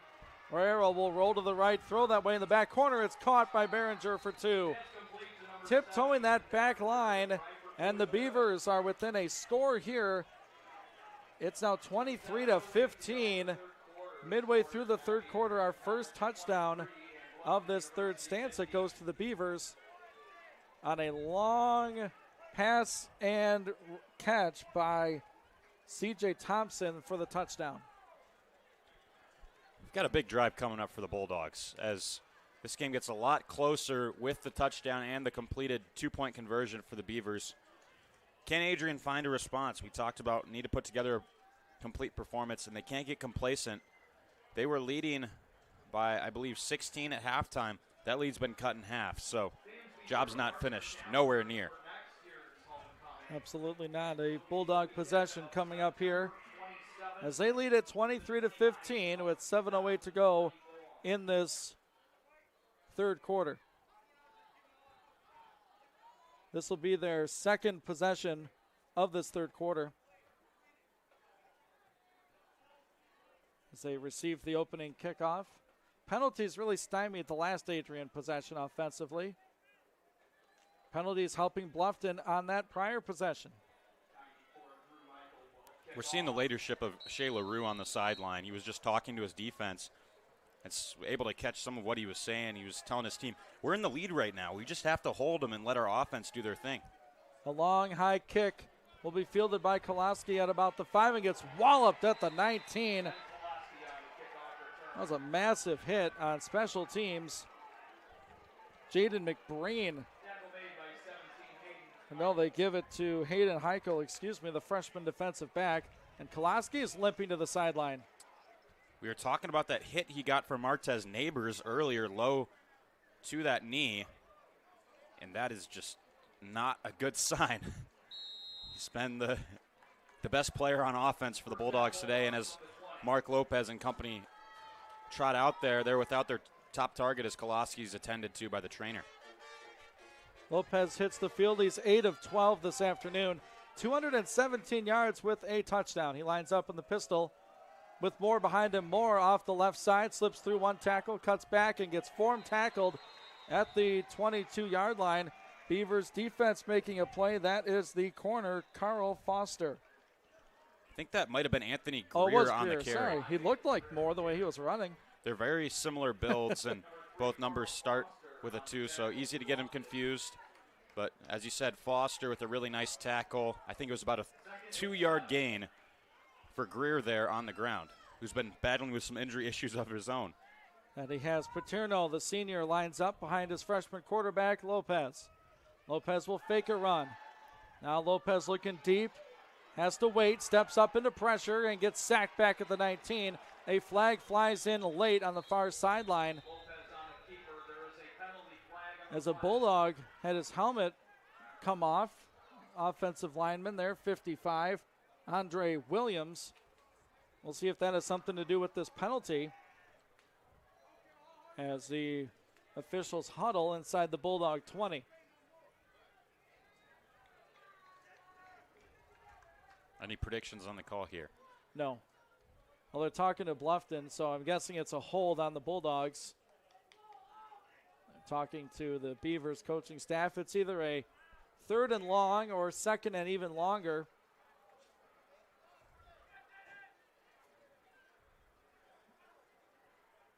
So we await here for some word on what this call exactly is.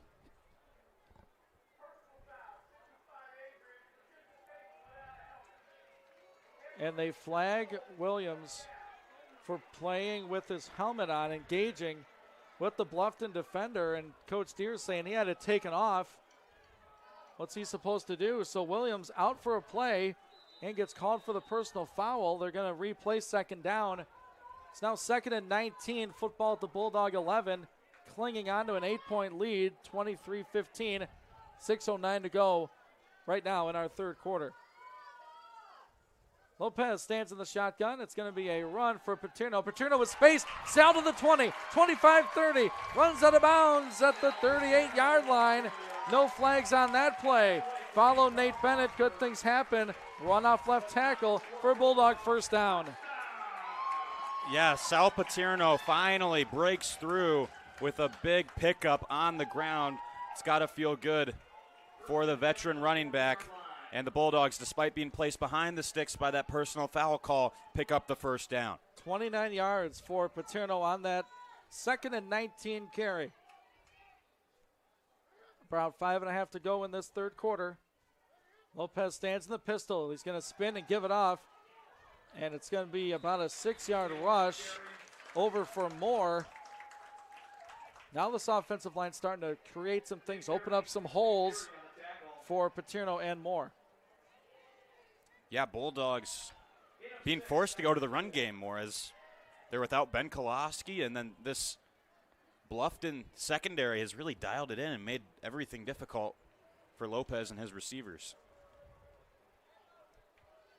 Poyer and the company, there's 3 players lined up tight to the line in a trips formation. 1 receiver up top for Lopez, who has Moore in the backfield behind him. Takes, gives on the 2nd down rush over that left guard, and the Bulldog offensive lineman pushed that pile forward for about 3. He needed 4. Bring up a 3rd and short. This is good for the Bulldogs, though. Not only is it's good for their offense in general to be able to get a consistent run game going, but at the same time, they're also chewing clock at the same time and whittling things away as they near the end zone. Goes a long way towards preventing a potential comeback from the Beavers in this game, although we do have a lot of time left here with 4 minutes to go in the 4th quarter, or 3rd quarter, excuse me. Hunter Bonza lined up on the far side. He's the lone receiver up top.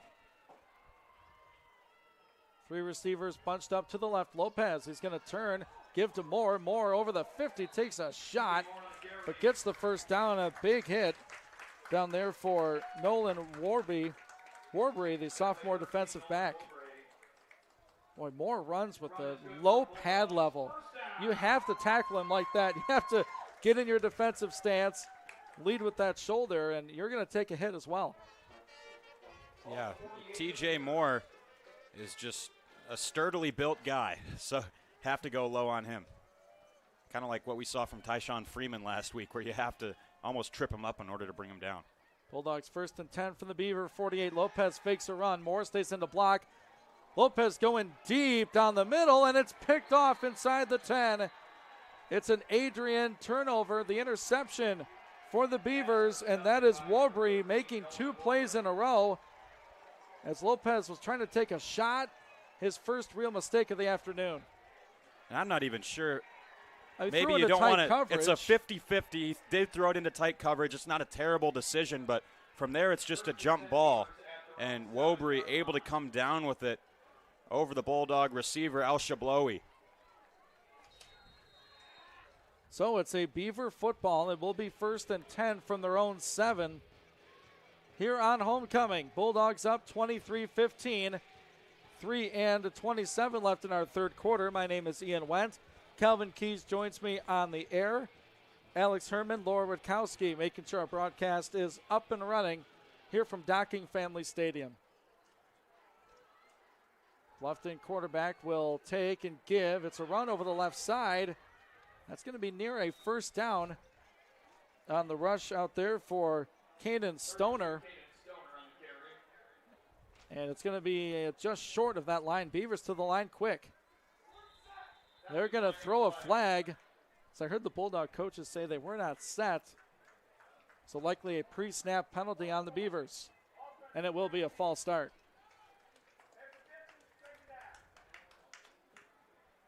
They'll march the play back 5 yards. Or will be a 2nd and about 6. 3 minutes and counting here in the third quarter. Adrian by 8. Defense on the field looking for a stop. Beavers senior quarterback Xavier Rayero looks to the sideline. It's going to be a run for Stoner. Stoner threw one tackle, and he has a Beaver 1st and 10 as Bo Ganop made that tackle not only deep in the hole, but it's a Beaver 1st and 10. This Bluffton defense all of a sudden has life. Able to move the sticks, and this suddenly feels like a really, really tight football game after a first half where Adrian pretty much dominated, I would say. Very quiet crowd now here at Docking Stadium as Adrian shows pressure. 4 down linemen. This will be a run over left tackle. Good for about 5 for Caden Stoner again. It's the Beavers using tempo. Ashman with the tackle. Give it a 5-yard rush, 2nd and 5. They motion the running back out of the backfield. Another whistle and a false start on the Beavers. So, Calvin, we're seeing some not as efficient offense as we've seen prior to the game. Yeah, a couple of miscues. It's all about being on the same page as maybe just a little bit of over-eagerness. I know the onus is on the offensive line when you continue to run the football to be ready to get up and block, but still have to wait till the ball's snapped, obviously. Clock rolling, under 2 minutes left in this third quarter. Adrian 23, Bluffton 15. Adrian showing pressure. They back off. 8 on the play clock for Rayero. He's going to take and look to throw right away. Caught on a short pattern and a slip tackle. He's got some room over the left side. Good for a Bluffton 1st and 10 up to the 30-yard line. And 15 with the catch, Cale Lee. And this Bluffton offense starting to get some things together. That's just a quick turnaround and break a tackle. Yeah, Bidwell was finally able to bring him down, but Lee just shrugged off the first guy to get a hold of him and kept on running. Bluffton looks to throw far side. It's going to be caught right in front of A.J. Pipkins by C.J. Thompson, who has one of the Bluffton touchdowns here this afternoon. It's a 2nd down and 3. Beavers with the football at their own 37 off the Adrian interception. I think the Beavers just look really calm and composed. They're kind of just having their way, doing whatever they want to do right now. Tight end tight to the line.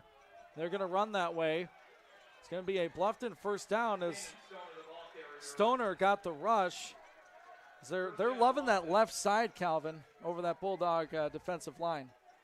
Yeah, and you wonder, maybe trying to exploit, Shea LaRue had a little bit of an injury in that first half. He's playing through the pain, but he doesn't look to be at 100%, and it's odd to say that they're choosing to attack LaRue and Broom on that left side, but that's what they're doing.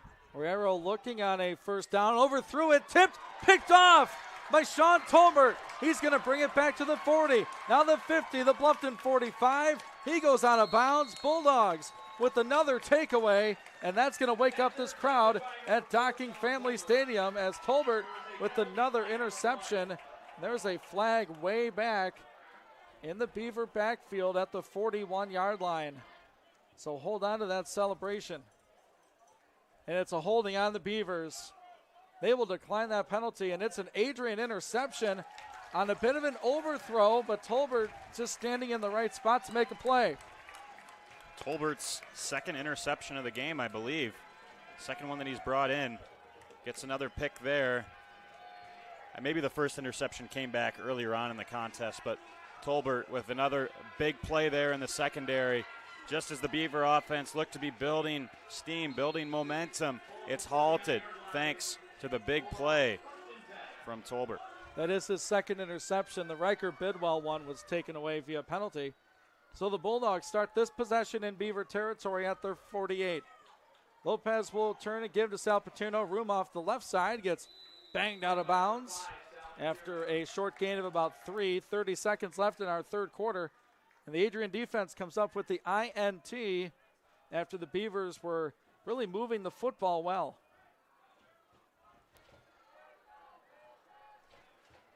Ball at the 46-yard line, second down and 7. See what's going on right now. They're going to let the clock expire for the third quarter. Looks like it.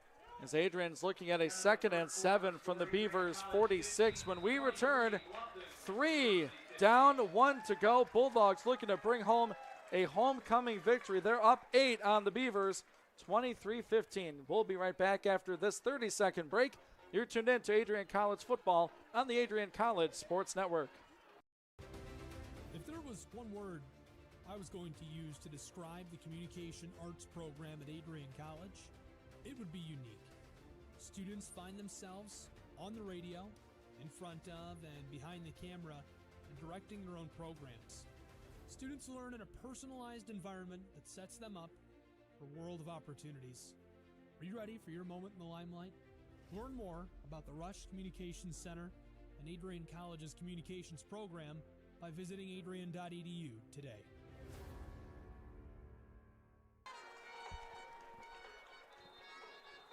Welcome back on ACSN. Ian Wendt, Calvin Keys, Alex Herman, Laura Witkowski, all hanging out on a Saturday afternoon. The Bulldogs with the football and an 8-point lead over Bluffton University, 23-15.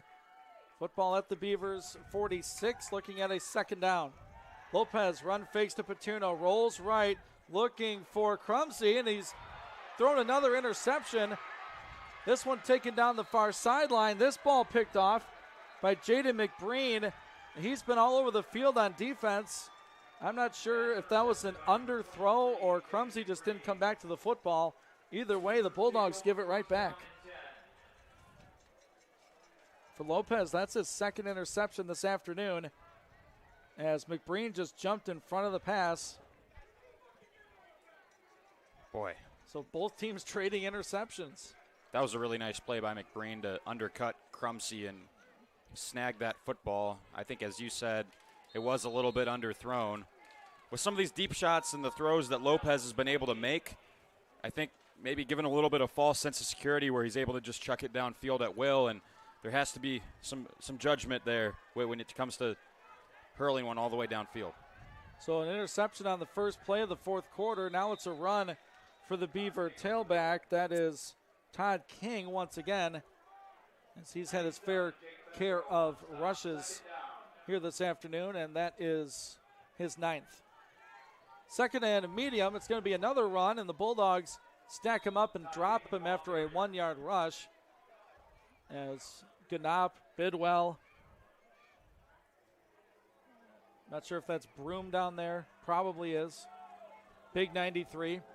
All right, it's a 3rd and 3. Can the Bulldog defense do it again? 2 interceptions on the afternoon.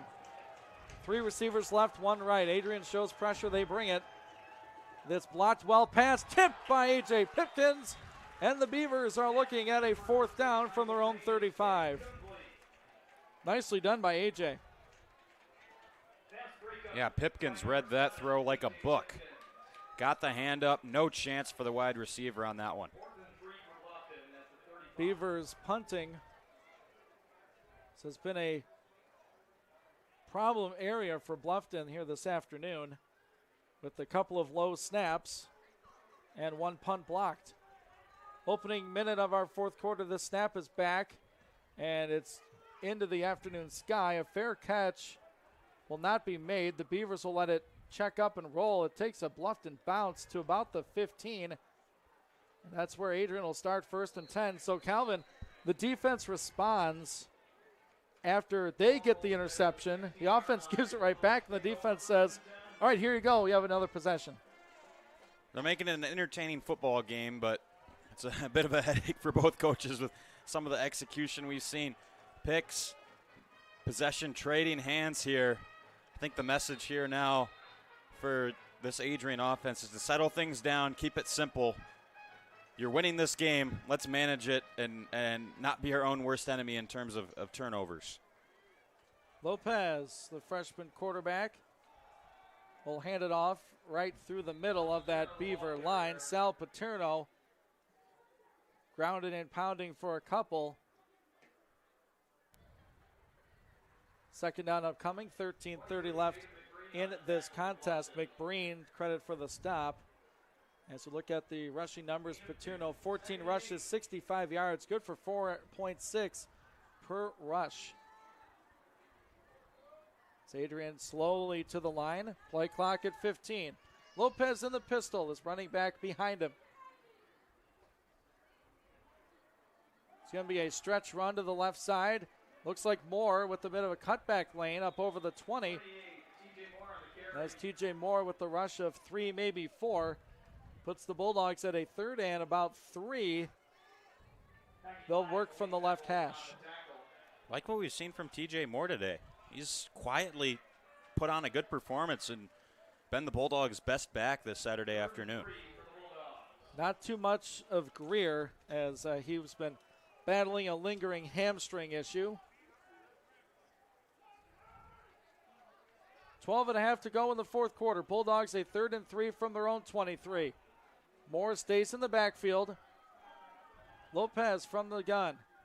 He's going to give it to Moore. Try that left side. He's met and tackled for a loss on that far sideline. Beavers making the play on the edge, and that is 21, Dominic Apage, the junior, with the tackle. Bulldogs will punt here, up by 8, 12 minutes to go. This is turning into a little bit of a field position game where you need a good punt from Sammy LaFada here to not give Bluffton too good a field position after they get a big stop.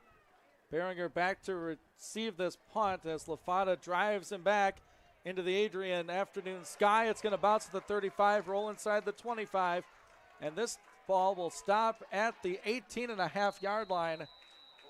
And you talked about flipping field position, and the left-footed Samuel LaFada can certainly do that. Goodness, I know that the punt is only counted from the line of scrimmage, but he kicked that thing from about the 10 or 15-yard line to the opposing 19-yard line. I mean, it doesn't get much better than that. Talking to LaFada this week, he was saying, you know, sometimes people tend to overlook punters, but he's a part of the team too. He's a competitive guy. It's been a bummer for him to fall down 0-2 the first 2 games of the year. He's wanted to help his team however he can, and he's really done that with his performance here so far today. 3 receivers left. Pass across the middle is going to be caught by the Bluffton tight end, and he rumbles ahead. That's Chris McLaurin with the reception. It's good for about 8 for the Beavers here with 11 and 18 to go in this fourth quarter. Adrian up 23-15. You know, Chris McLaurin's a unique player because he's listed as a tight end, but he's a little bit of a smaller guy. He's able to hold his own while also being an added route runner for this Bluffton team. With some room over that right side for Stoner. He's flipped over at the 40. And now they try that right side. And Bluffton working here at 1st and 10 at the 40-yard line. That was Pipkins on the tackle, and thank goodness, because Stoner really had some open field there on that right side where Pipkins not able to bring him down. 3 receivers split out wide left, 1 right. Stoner in the backfield with his quarterback. Here's another pass tipped, and it falls to the turf, incomplete. And the Bulldog defenders have tipped that football a handful of times this afternoon, some resulting in interceptions. Were they able to get a tip on that one? I mean, it looked like it. Okay. Didn't come out super clean. Or hit somebody's hand. Maybe one of the linemen got a piece of it. It looked like just a case where maybe the ball had a little bit of Crisco grease on it, just slid right through the hands of McLaurin. A lot of heat behind that pass from Riero. 2nd and long. They hand off right side. Good for a couple. That's Stoner once again. 3rd and long for the Beavers on offense here. 10.5 to go in the 4th quarter. 23-15. Adrian in front.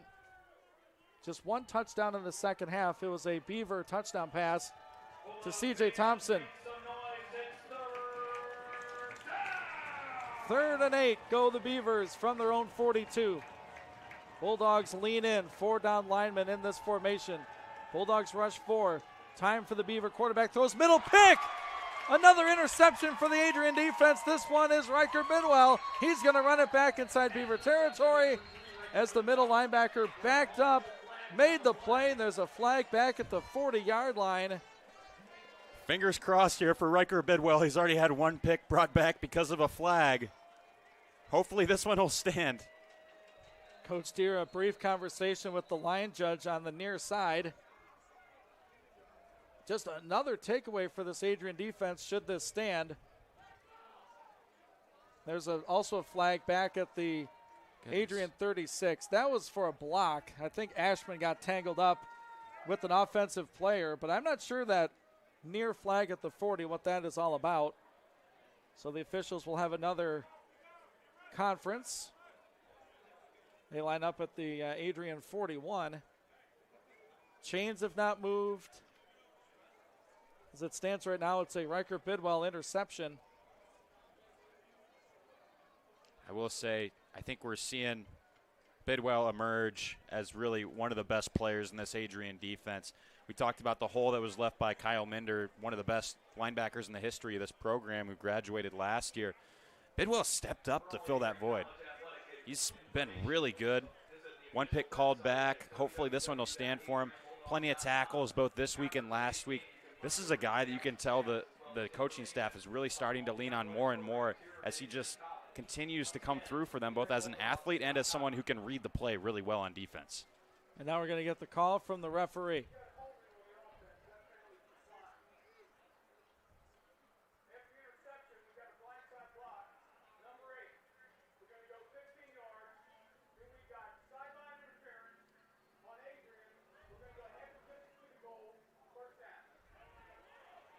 Okay, we're going to sort this out for you folks at home.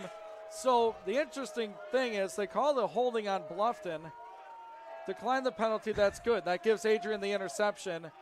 And then you have a illegal blindside block on the return, so that backs Adrian up 15. Then a sideline penalty against Adrian gives it half the distance to the goal. But yes, Adrian does have the football. That's what matters. It will be a 1st and 10 at the Adrian 11. So you got possession, but they would have got the ball at, about the 35, 40-yard line, and now you're backed up all the way to about your own 10. So, yeah, the Bidwell interception will stand for the sophomore linebacker. 2 penalties back up the Adrian offense, though. 1st and 10 at their 11, 9:52 to go in the 4th. It's a run through a massive humanity for the Bulldog running back. Not much there for Sal Paterno. What you'd like to see here, Calvin, is maybe not necessarily points, but take time off the clock. Sustain a drive. Give your defense a chance to catch their breath because they've been keeping you in this football game. Now you need to do your part. Hold on to that football. Also, before we get to the 2nd down play, how big were those field goal calls for Coach Deere to kick the field goal for points and not try to go for it? Could have an impact here late in this game. You said it. Lopez in the pistol with 5 on the play clock. He'll take this. Hand it off. Paterno. Oh, there's some room to the middle for Sal. It's an Adrian 1st and 10. A little zone blocking there up front. And Paterno gets him out of a hole for an Adrian College 1st and 10. That's a great job seeing where the opening was for Paterno. And this offensive line has had not their best performance this afternoon, but they're just opened up a sizable hole. Paterno, lots of green grass, finally brought down, by Downer. But that's enough for a first down, and keep running the football. Keep running that clock, as you said. So important late in the game. Approaching 8.5 to go in this fourth quarter. It's Adrian up 23-15. 8.5 to go. Lopez fakes the throw. Now he goes deep. He's looking for his man. It goes through his hands and incomplete at the 45-yard line, as that had 6 points written over it for Braden Jewell. That's the second one, Calvin, he's had in his mitts. Just couldn't complete the play. Yeah, the first target that Jewell got in this game, it wasn't his fault he dropped it. He got hit really hard. This one, there's no excuse. Got to bring in that football. If it touches your hands, you should have caught it, is usually how the saying goes. But, again, easy for me to say up here in the booth. He was moving at full speed, but just can't bring it in. I'm not saying I had no chance if I were to be in that spot, but there's pretty much no chance. I'm not fast enough to get down the field to be able to catch it in the first place. These guys would have to block a lot longer for us to get that open. 8:24 to go in this fourth quarter, I should say. A run for Paterno, navigating through a hole. He's going to be near the first down sticks, as there was some nice blocking out on that left side. Good for about 9. They say he got the first down. They're going to wave the sticks, I believe. Not only would the quarterback need more pass protection if I was the one running that route, the corner would probably have to trip and fall too. Yeah, so. Trip and fall. Yeah, all that. So they are going to give Adrian a 1st and 10. So a 10-yard run for Paterno. This is some old school Adrian College football. It's a great defense and a patient offense. 5 seconds on the play clock. Mark Lopez looks in. He's going to hand it off. Going for a cutback lane is Moore. Takes a couple Beavers up to the 40. Bulldogs running in bunches here, Calvin, here late stages. Yeah, we saw a lot of explosive offensive plays in that first half, but now you kind of get the sense the Bulldogs getting back to their roots, running the football. And that's because they're winning the line of scrimmage. We had a timeout announced for an injured player. Yeah, he's back up quickly. They're back up, yeah. It was Bluffton's 93, Maxwell Moore, as he tackled Moore. I assume there's no relation between the two. Maybe. There's definitely more of them around. It's a common last name, but you have to imagine if they were related that Max would be giving it to TJ at Thanksgiving dinner. Why'd you have to bring me out of the football game, man? That's I don't know. Probably no relation there, though. Now 2nd and 2 for the Bulldogs on the Moore 8-yard rush. Lopez looking at that play clock. He's going to take his time. Savvy move. Chance to catch our breath here. So they're going to snap this ball with under 7 minutes left in the fourth. Bulldogs by 8 here on homecoming. This is a run for an Adrian 1st and 10 as Moore picks up an Adrian College first down. They started this drive, Calvin, at the 11-yard line after the interception and then the ensuing penalties. They moved that ball pretty efficiently, 34 yards on this drive. Yeah, I mean, just a responsible drive so far. Low risk and just consistency is all you can ask for from an offensive perspective. Jim Deere's got to be happy with how this drive has been going so far, but looks like they might go to the air here with their formation. 3 down linemen for the Beavers. Bulldogs running against it. It's Moore slipping through a couple of would-be tacklers up past the 45 to the 47. Now there's been not too many negative plays for the offense in terms of yardage. Rushes for negative yards. Lopez has been hit a couple times, but overall the offensive line doing their job today. They know they have a freshman back there. You're going to block a little bit harder. Give the kid an extra half second. Give credit to those 5 up front. I think Bluffton's head coach Matthew Nardo has to be a little bit frustrated because this is the time in the game where you can't allow your opponent to run the football. You got to get a stop. Lopez will throw. It's a clumsy catch and a hit right away in the backfield. That was a nice hit for Headwood, the defensive back, on the young Crumsey. but clock keeps moving at 5:50 left in the fourth. Look at Headwood here, laying the lumber. Boom. Goodness. It's the old That'll leave hit a mark. stick. Yeah.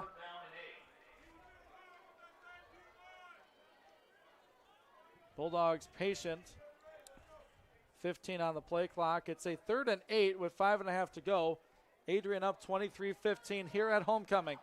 Will they let the freshman throw it here? It's a 3rd and 8 from their own 46. It's going to be a run. This one for Greer. He's got room for an Adrian 1st and 10 down to the 45. Mark him at the 41. Not much for Anthony Greer tonight, but there's a big-time run for an Adrian 1st and 10. That's an all-freshman backfield. Greer and Lopez. Greer and Lopez. Anthony Greer, take a look, running to the left side. He's getting multiple blocks. Finally brought down here for the first down. It's just so interesting to me because this is the time of the game where I would expect Bluffton to respect the run more heavily and force Adrian to throw the football. But they've really allowed Adrian to just continue to run, and this clock is just ticking down by the second. Inside 5 left. Paterno left side gets upended over the 40. Back to that 3rd down rush. Give credit to Nate Bennett. There are 3 defensive linemen for the Beavers. He took his guy down the line of scrimmage. That opened up a hole for Paterno on that, Greer on that 3rd and 8 run. Yeah, that was very, very impressive. Total team effort right now from the Bulldogs.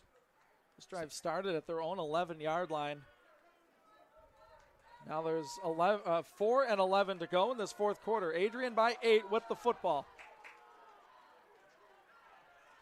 From the pistol, it's a run for Paterno. Hold on to that football, son. He's met by a host of Beavers, and they're going to drag him down to the 37-yard line. Another 3rd down, but, man, if you're Bluffton looking at that clock, they have 2 timeouts left. Bulldogs have 3. Now another 3rd down decision. Hold on to the football indeed, Paterno, because at this stage in the game, the Beavers are really looking to sink their teeth into that football and try to force a turnover however they can. 15 on this play clock.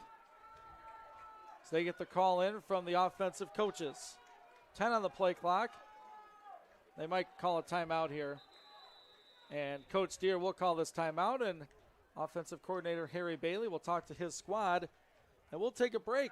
Bulldogs by 8, 3 and 17 left in the fourth quarter. A big 3rd down upcoming here on homecoming. You're tuned in to the Adrian College Sports Network.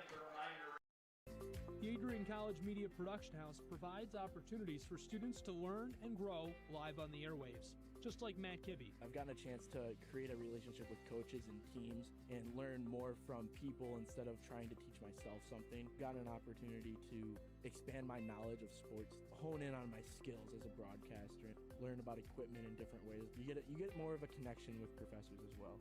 Providing opportunities, growing leadership. The Adrian College Media Production House. Thanks for tuning in.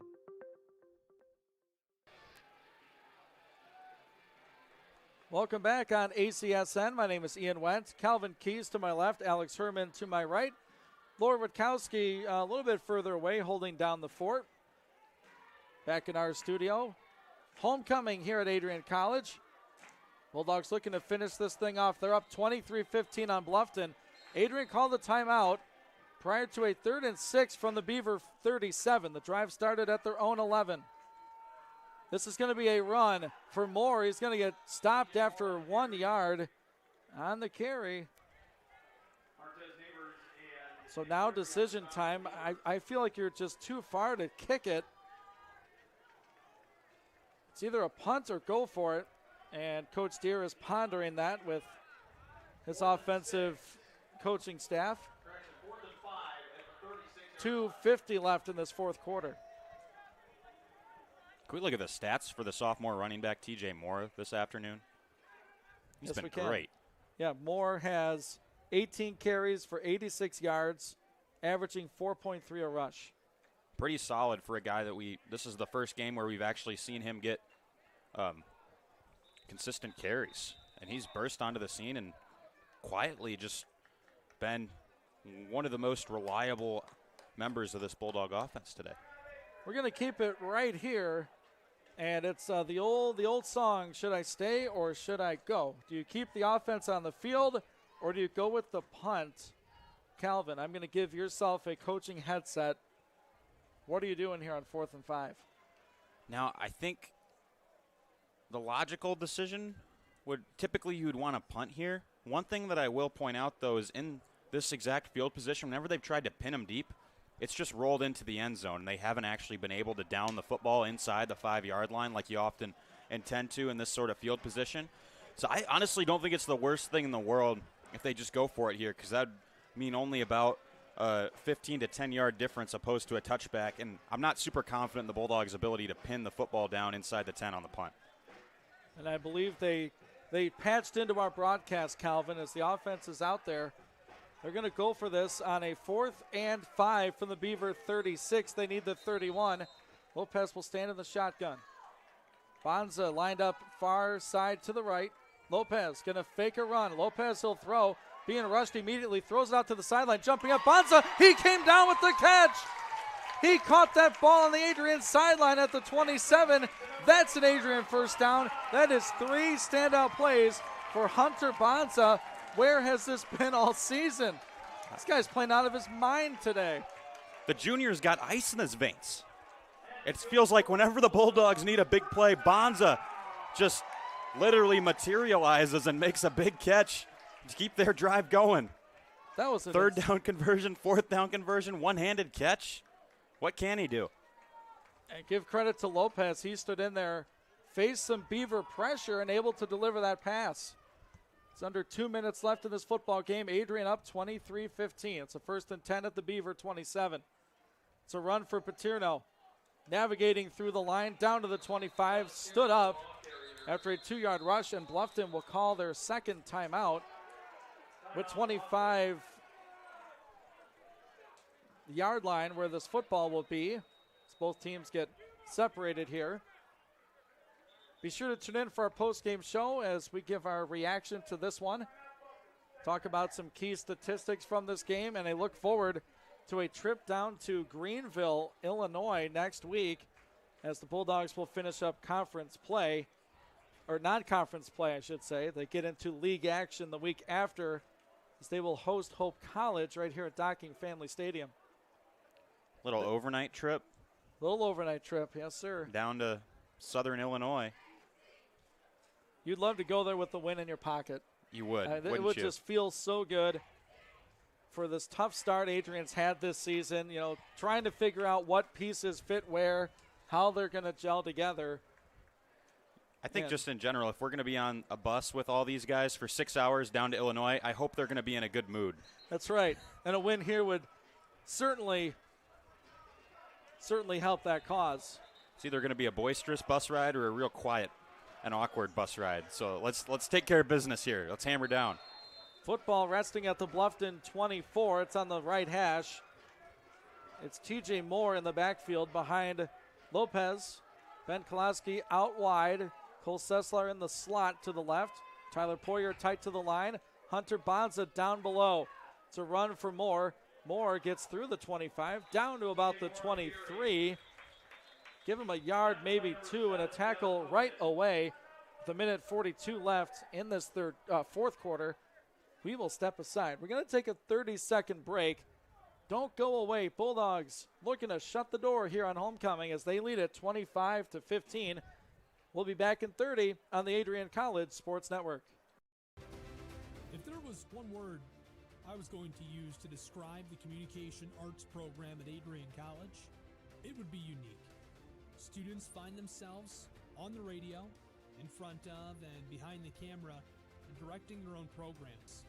Students learn in a personalized environment that sets them up for a world of opportunities. Are you ready for your moment in the limelight?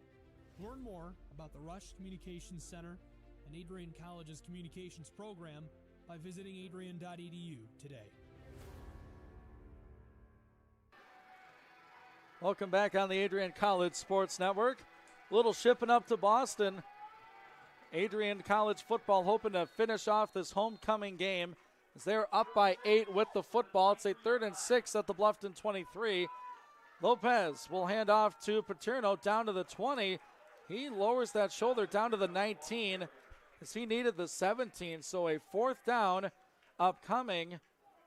Do you trust your kicker or do you want your offense out there with the minute and 25 left? Adrian does have one timeout. So they're likely going to let this clock run down and then make that decision. Calvin, this drive started back at the 11 for Adrian. They've been able to work clock, run the football, and keep this drive alive. Yeah, it's been a great drive. Certainly looks like they're going to call a timeout here.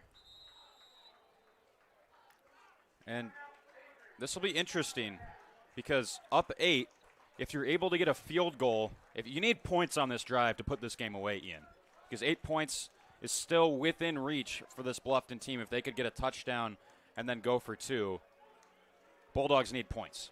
Yeah, this Adrian drive has gone 16 plays, 67 yards.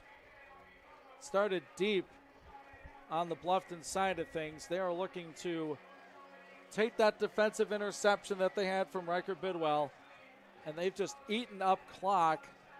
They're all the way down to the 19, and we'll see. I mean, if first down here ends the football game. Unsuccessful 4th down, the Beavers have a chance. Looks like the offense will stay out for Adrian College. This is the football game. If Adrian can get this 2 yards, the game is over. If the Beavers get a stop, they have a shot. It's Lopez in the pistol with Sal Paterno behind him. 3 tight to the line, lined up on the left, a tight end and 2 receivers. Hunter Bonza, the lone wide out to the right. Lopez will take the snap, give to Paterno. He's going to get stuffed for no gain. In fact, maybe lost a yard. Back to the 20, and that's going to be a Beaver first down on the stop. 51 seconds left. Bluffton takes over, down 8. So they need to go 80 yards in 51 seconds and then get a 2-point if they want to tie this game. Bulldog defense getting put to the task one more time here this afternoon. They really set the tone for the game, didn't they? It'd be nice if they could end it. Beavers send a man in motion. 4 in the pattern. Shea LaRue flushes the quarterback out. It's going to be caught on the far side. Getting out of bounds was C.J. Thompson, and the sophomore gets about 3 out to the 24. Clock will stop with 45 seconds left. Oh, boy. It's all going to come down to these last 45 seconds. Tall task for the Bluffton offense, but never say never. We'll see what happens. Xavier Riero will stand in the gun. Bulldogs rush 4, and they get to him. The ball's on the turf, and they fall on it. The Bulldogs recover the fumble. Randall Broom fell on it. The ball was punched out, and the Bulldogs are going to win this game. The defense ended it, Calvin. 1st and 10, Dogs. Fumble recovery for that big man, Randall Broom, big number 93. Broom cleans up shop. Jumps on the fumble. Bulldog football. They finally got to Riero, and the Bulldogs knocked the ball free. We're going to get, I'm not sure who knocked it out. Bulldogs rushed 4, and they still got home.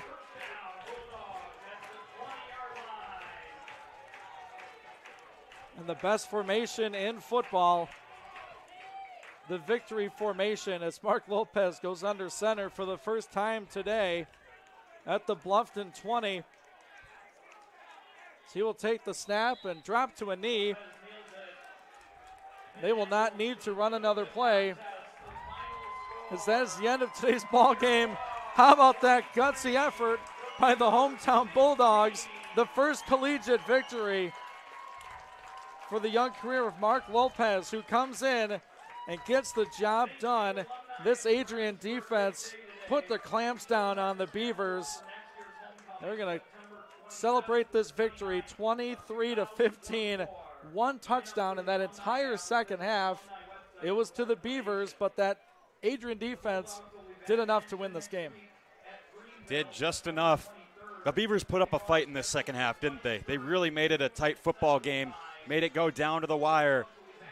But the Bulldogs come away, and I'd love to know who forced that final fumble to get the ball back for Adrian. Regardless, Randall Broom able to fall on it. Jake Fetro, credit for the sack fumble. Randall Broom picks it up, falls on the ball. This game had a bit of everything, Calvin. We had a punt block for a touchdown. We've had 3 Bulldog interceptions, 1 taken away by penalty, and the Adrian defense finally gets to the Bluffton quarterback, sack fumble to end this game, and win by 8. Bulldogs are now 1-2 on the season. Bluffton drops to 1-2. We'll be back with our post-game show as Adrian wins on homecoming 23-15. We'll be back in 60 right here on the Adrian College Sports Network.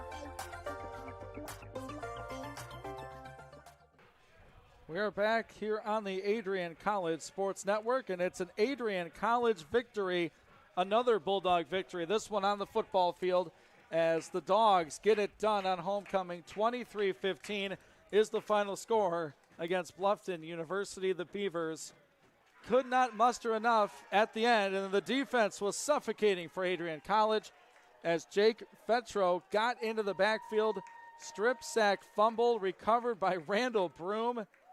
And it was a picture-perfect day when you look at the totality for Adrian College. They had a little bit of everything, Calvin. They had special teams, offense, and defense. They all did come together. It wasn't a resounding victory, but that's a baby step to the next thing. You got to win. Practice is going to feel a lot different this week for Coach Deere. Yeah, certainly. And I think what we saw this week was a team that, after losing 2 games in a row, showed up. This was a big game for this program. You look at having a rough start to the year. It's homecoming. All the alumni, everyone having a good time, excited for this football game. Largest crowd you'll have of the season. It's a game that you know you can win and that you need to win. And what did they do? Just like the mailman, the Bulldogs delivered. That they did. A gritty effort, especially by that defense, Calvin. I mean, they had 3 interceptions. 1 could have been a 4th called back via penalty. And then you had the sack fumble to end this football game. They just played, I think the word is complementary football. You know, the defense picked up the offense when they were down and vice versa. Give a ton of credit to Mark Lopez, the true freshman quarterback from Texas. Came in here as the 2nd string quarterback to Brady Raymond. Brady did not play today, wasn't dressed. He's dealing with a concussion from last week. But, you know, with the week of prep for Lopez, you could tell it was night and day. I mean, he has a very comfortable release of the football. He's not afraid to go deep. It caught him a couple times. But, you know, if he has time, he believes in his ability, and that's what it's about at the collegiate level. Don't play scared. Play within your offense. And credit to the coaches for figuring out the different pieces. It looked disjointed and complicated the first 2 weeks. Like, we see it, but we don't know what this team is. This was our best illustration of what this Bulldog football team is and can be. Yeah, certainly. And I think even at the end of week 1, I was talking with you and I said, boy, I'd like to see more of this kid Mark Lopez, because as a smaller quarterback, I think he weighs about 140 pounds soaking wet. Yes. Usually you're looking for a guy who's able to take hits and is a little bit of a bigger dude back there in the pocket. But for Lopez, he's not a guy that's going to scramble and get rushing yards. But if he gets pass protection, he's so composed in the pocket. When his receivers are open, he's found them. And although he threw 2 interceptions today, which I think is certainly something that he wants to improve on with his judgment and when he decides to take shots down the field and when he decides to take that safe check down or simply just tuck it and run himself, I was really impressed with a lot of the throws he was able to make. I think there's still questions to be answered for this offense. They didn't run the ball with as much ease as I would have liked to see today. And also, I mean, we saw it in the handshake line. Ben Koloski in a boot left the game for injury after a big first half. That's a huge question mark because both Brady Raymond, when he was healthy, and Lopez have really, really done a good job of finding Koloski, and he's emerged as their wide receiver 1. And especially without Keontae Townsend playing today, we'd like to get things short out in terms of who's going to be the guy receiving-wise. I think as of right now, I was impressed with the performance of Hunter Bonsa, and I'd like to see more of him going forward. He only had 3 catches today, but every single play he made was exceptional. Just got to do it on a more regular basis. Yeah, you're going to go back and watch that one-handed contested catch right before the half for Hunter Bonsa for a long time. And to do it on homecoming on the biggest stage so far had to feel good. Ben Koloski left the game with an apparent injury, but hopefully he can get back on it. But I want to switch gears for a second and talk about, the defense. The defense was the name of this game, and the way the secondary played, they seemed cohesive. Wadis Ashman moving from linebacker to safety. I'd say one game in, good move by Coach Deere and the coaches. He really excelled in that role, didn't he? I thought he made some great plays. How about Sean Tolbert with a pair of interceptions? He had his best game of the season so far. And Riker Bidwell, I don't know how many tackles he made today, but should have had 2 picks if not for a flag on one of them. And he just seems to pop up right when there's a hole. It's gone just like that. Riker will track somebody down, make the tackle that needs to be made to eliminate the big play. And that's one thing that the defense did really well is there wasn't too many plays where the Bluffton Beavers were able to pick up significant yardage. They forced them to a more gradual offensive scheme by just limiting them. Take a look at some of the team numbers. First downs, Bulldogs with 16, Beavers with 13. Rushes, 48 for the Dogs for 189 yards, just good for just under 4 yards a carry. Beavers rushed it 28 times for just 51 yards. Looking at the receivers, Bulldogs with 10 catches for 225 yards. Beavers with 21 receptions for 211 yards. And Bulldogs 22.5 yards on those receptions. Mark Lopez was 10 of 17 with a couple of interceptions here this afternoon, but he did have that passing touchdown in this contest. The Bulldog offense, Calvin, 65 plays, 414 yards as they outgained the Beavers 414 to 262. And that was kind of the name of the game, as the defense did enough to contain the Beavers offense. They didn't have many, if any, really explosive plays, and that was the fear when you play a team like Bluffton, is they can score a lot of points. Yeah, certainly. At the end of the day, defense has been the strong suit for this Bulldog team. That theme continues, but it was good to see some increased offense. Certainly hope Ben Koloski will be open for next week. I'm ready to go ship off to Greenville, Ian. Yes, the lengthy road trip down to Southern Illinois. We're going to pause 30 seconds as we continue here on the Adrian College Sports Network. We'll be back in 30 seconds. The Adrian College Media Production House provides opportunities for students to learn and grow live on the airwaves, just like Matt Kibbe. I've gotten a chance to create a relationship with coaches and teams and learn more from people instead of trying to teach myself something. Got an opportunity to expand my knowledge of sports, hone in on my skills as a broadcaster, learn about equipment in different ways. You get more of a connection with professors as well. Providing opportunities, growing leadership. The Adrian College Media Production House. Thanks for tuning in.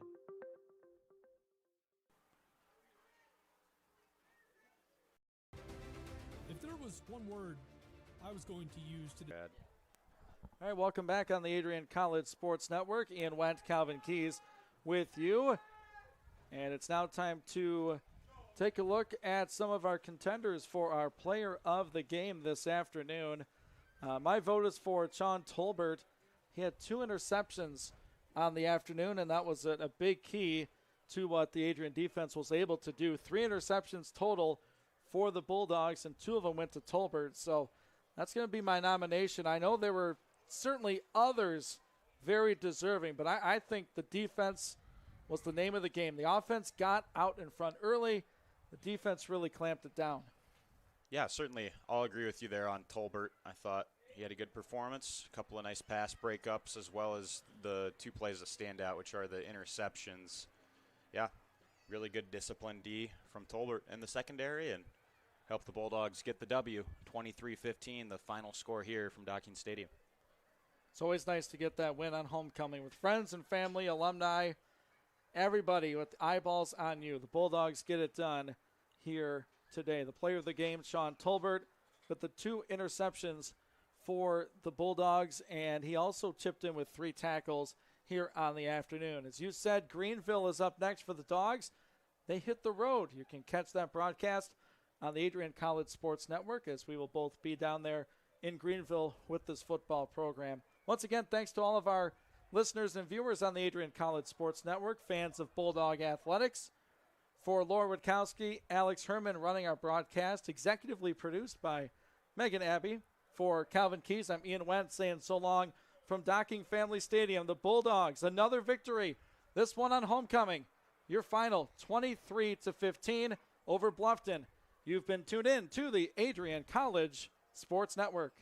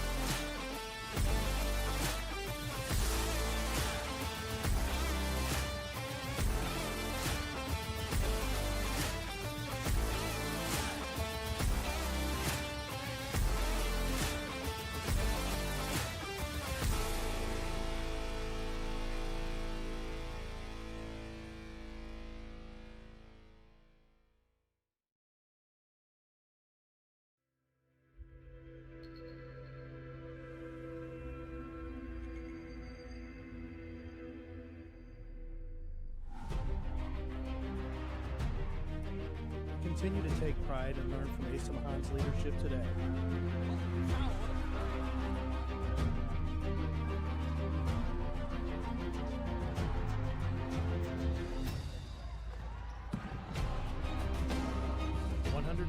Years of commitment to harnessing the power of creativity, ingenuity, community, and academic excellence. I believe that if you get your degree here, the world is going to feel like it's shrinking.